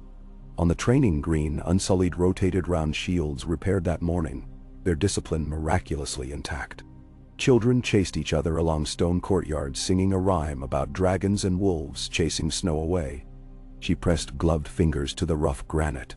Somewhere beyond this horizon lay King's Landing with its perfumed gutters, red gold towers, and a woman who had once watched dragonfire arc above the Blackwater and seen only threat, never wonder. Cersei would not bend because love won here. She would see love as weakness. Boot steps behind. Jon set a fur over her shoulders before standing beside. For a moment they watched the first stars wink out in pale evening. He spoke first. I didn't plan to say those words in the hall. Nor I. She kept her gaze on the sky. They felt heavier than any crown I ever thought to wear. He turned toward her. Do they weigh too heavy? She met his eyes, saw worry carved deeper than the new scar at his temple. Weight shared is less. She drew the fur closer and pivoted to face him fully. Tell me true. Does my name still frighten the North? He breathed, chest rising beneath raven-black leather. Some yes, some no. But all fear Cersei more now that they have tasted death's bitterness. She smiled faintly. It isn't fear I want. What then? He asked. Coal once believed it could only burn, she said. But under pressure, it becomes diamond. I want the North to see that I can change, and they can change. That coal need not fear flame if flame is tempered. Jon's brow furrowed a moment as he turned the words, then his face eased. Diamond is hard as Valyrian steel, and as bright. Wind tugged a lock of her hair across his cheek. He caught it, thumb brushing her jaw. She leaned into the touch, eyes fluttering closed. For a heartbeat, the roar of dragons, the clatter of forges, the whispered calculations of lords all receded. There was only warmth where his palm met skin, and the steady rumble of his voice low in his throat. Then let us be diamond together. She opened her eyes, found his still fixed on her. She kissed him, a kiss tasting of ash and salt and something new as the horizon. It was brief, but the vow within it felt older than the wall. They parted when Ghost barked below. Arya strode across the yard, cloak snapping. She looked up, caught them hand in hand. A small nod, almost imperceptible. Then she vanished into the stables. Daenerys laughed softly. Your sister watches like a hawk. She trusts few easily, Jon said. But she would die to protect those she loves. He squeezed her fingers. She will protect you. I may not need it, Daenerys answered, but I will never spurn it. They walked along the wall until torches blazed and moonlight dusted the battlements. At the far corner, a wooden stair led down to the Godswood. She paused. Bran said full moon. That's 6 nights. Plenty of time, Jon murmured, though uncertainty flickered. If the realm allows 6 nights of quiet. She laughed again, more rueful. Westeros will contrive new miseries soon enough. She caught his hand anew. Come. We owe the dragons a flight before darkness. Rhaegal's injured wing supported his body, but not heavy combat yet. Still, a gentle ride beneath stars would stretch healing sinew. Jon saddled him with fresh leather straps, salvaged from a dismounted siege engine. Drogon rumbled approval, as though proud of his brother's resilience. They lifted off the Godswood clearing, sending squirrels scattering. Pine branches lashed snow flurries free as wings parted the air. Winterfell shrank beneath. Gray worms' watchfires became flickers, then pinpricks. The world opened wide. Fields trampled to war scars, rivers cracking ice on their surface. Mountains etched like jagged iron along the horizon. Daenerys guided Drogon into a lazy spiral above the clouds. Jon kept Rhaegal just behind. The night sky was ablaze with unfamiliar stars, constellations seldom visible in winter's gloom. She pointed, 3 bright jewels forming a curved blade. Astapor's mercy, she called over wind. They say it shields the righteous. Jon surveyed. In the north we call it the dire wolf's fang. Then the wolf guards the dragon. Rhaegal banked low. Drogon followed. They skimmed above the King's Road where crippled wagons lay half buried in muddy ruts. Dothraki riders pitched torches by each wreck, clearing the path for merchants who would tomorrow haul stone south for repairs. A single horn blast rose from the lead rider as dragons passed, half greeting, half war cry. Drogon answered with a jet of flame, lighting the road ahead for a span, turning dark rivulets into rivulets of glass. They glided on past a frozen pond. Jon signaled and landed near its bank. Drogon alighted opposite. Snow muffled the world. Their breath rose in plumes. Jon dismounted, walking toward her across the ice. She met him at the midpoint, gloved fingers laced with his. Moonlight silvered the frozen surface beneath their boots. Through translucent layers she saw shapes, reeds caught mid-sway, a fish suspended in death, leaves pressed into crystalline petals. Life preserved in stillness. Jon stroked one of the smooth ridges of dragonglass embedded in the hilt of the dagger sheathed at her waist. If the throne must be ours to share, We must decide how to sit upon it. We will forge a new seat, she said. One neither north nor south, built in trust and stone. Let Casterly Rock or Old Town or River Run house councils. King's Landing may stand or fall. It will never be hard to half the realm again. He considered. You intend to diminish the capital. I intend to give power 1,000 roots. No ruler should crush a realm by closing a single hand. Jon smiled. An iron throne of Northmen's wood and Valyrian steel. And built by dragonfire, she finished. He pulled her close. Let's live to see it. She rested her forehead against his. We will. Wings beat overhead. Drogon impatient. She laughed and pulled away. He reminds us the night grows old. They mounted and soared eastward, turning toward the silver ribbon of the white knife. Ahead, a faint orange glow marked White Harbor, where Lord Manderley's lanterns burned for returning fishing boats. The world, battered, still breathed. When they returned to Winterfell, the first blush of dawn touched the towers. They landed quietly, but even so Sansa stood on the steps, cloak drawn tight. She approached, looking from dragon to riders. Scouts bring word, she said without greeting. A Golden Company outrider train crossed the Trident 2 days past. 1,000 men, 400 horses. They camp at Maidenpool. Jon slid from Rhaegal, boots hitting earth with a thud. Cersei tests us, or seeks plunder. Sansa's blue eyes fixed on him. Either way, your vanguard must ride before they dig in. Daenerys dismounted, her cloak whipping. We leave at dawn tomorrow. Unsullied spear point, Dothraki flanks, Rhaegal and Drogon overhead. Sansa nodded. I will hold Winterfell. Glover, the Vale, and half the free folk remain. The rest ride south. Ben? She hesitated, then stepped closer. I put my trust in your vow, Daenerys Targaryen. Bring my brother home.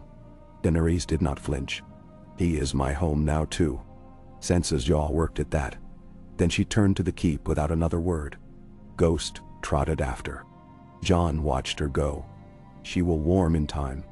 She already has, Daenerys murmured. I felt it in her eyes. Together they walked toward the great hall, exhausted but burning with purpose. Along the corridors lords already planned supply trains. Smiths hammered broken rivets, stable hands oiled saddles. The castle pulsed, a giant heart drawing strength for another march. In the solar Tyrion slept slumped over a chart of the crown lands. Davos dozed nearby, quill in hand. Daenerys shook Tyrion's shoulder gently. He jerked awake, blinking. Ah, he muttered. Either I've died and the Seven have odd taste in angels, or the war has not killed us. The war has only changed, Daenerys said. Draft new routes. We ride at dawn. Tyrion rubbed eyes puffy with fatigue. I always dreamed of wedding planning. It typically involves cake, not cavalry. She smiled. Your first task. Find a baker who won't poison half the guests. Jon added, and convince the Septon at White Harbor to travel under Dragon Guard. Davos yawned.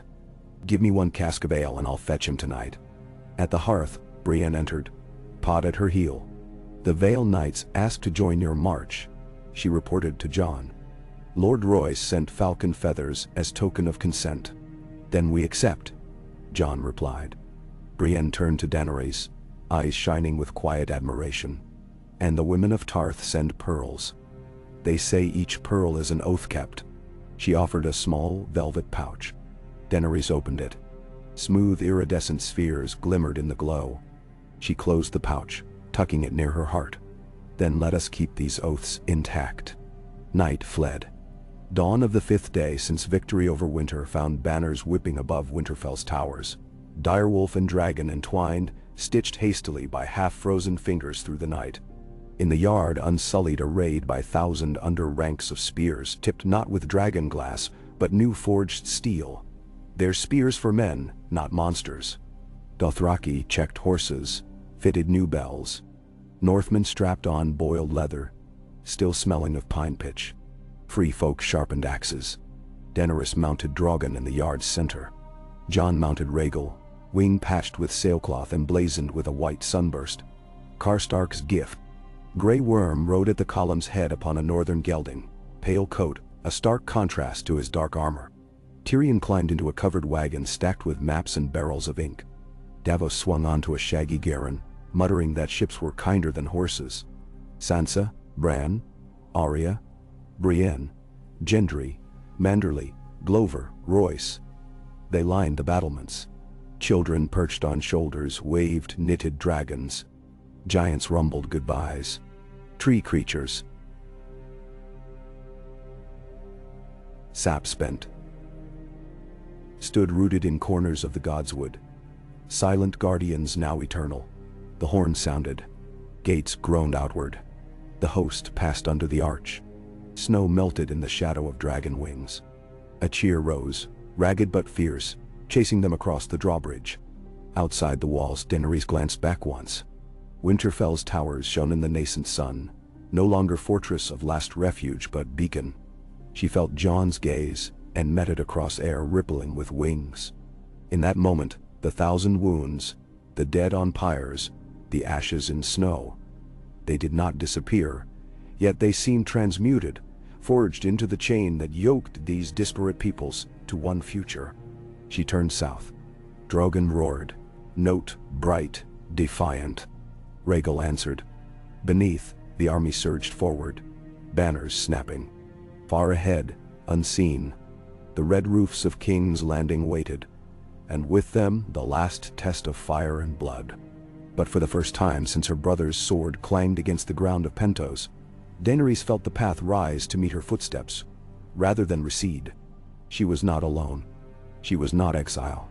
The wolf and the dragon flew, and below them marched the many who had chosen dawn over darkness. Whatever waited beyond the horizon would face a union not of fear, but of hope forged in winter's heart, tempered by ashes, and burning now with the steady light of a world determined not merely to survive, but to live.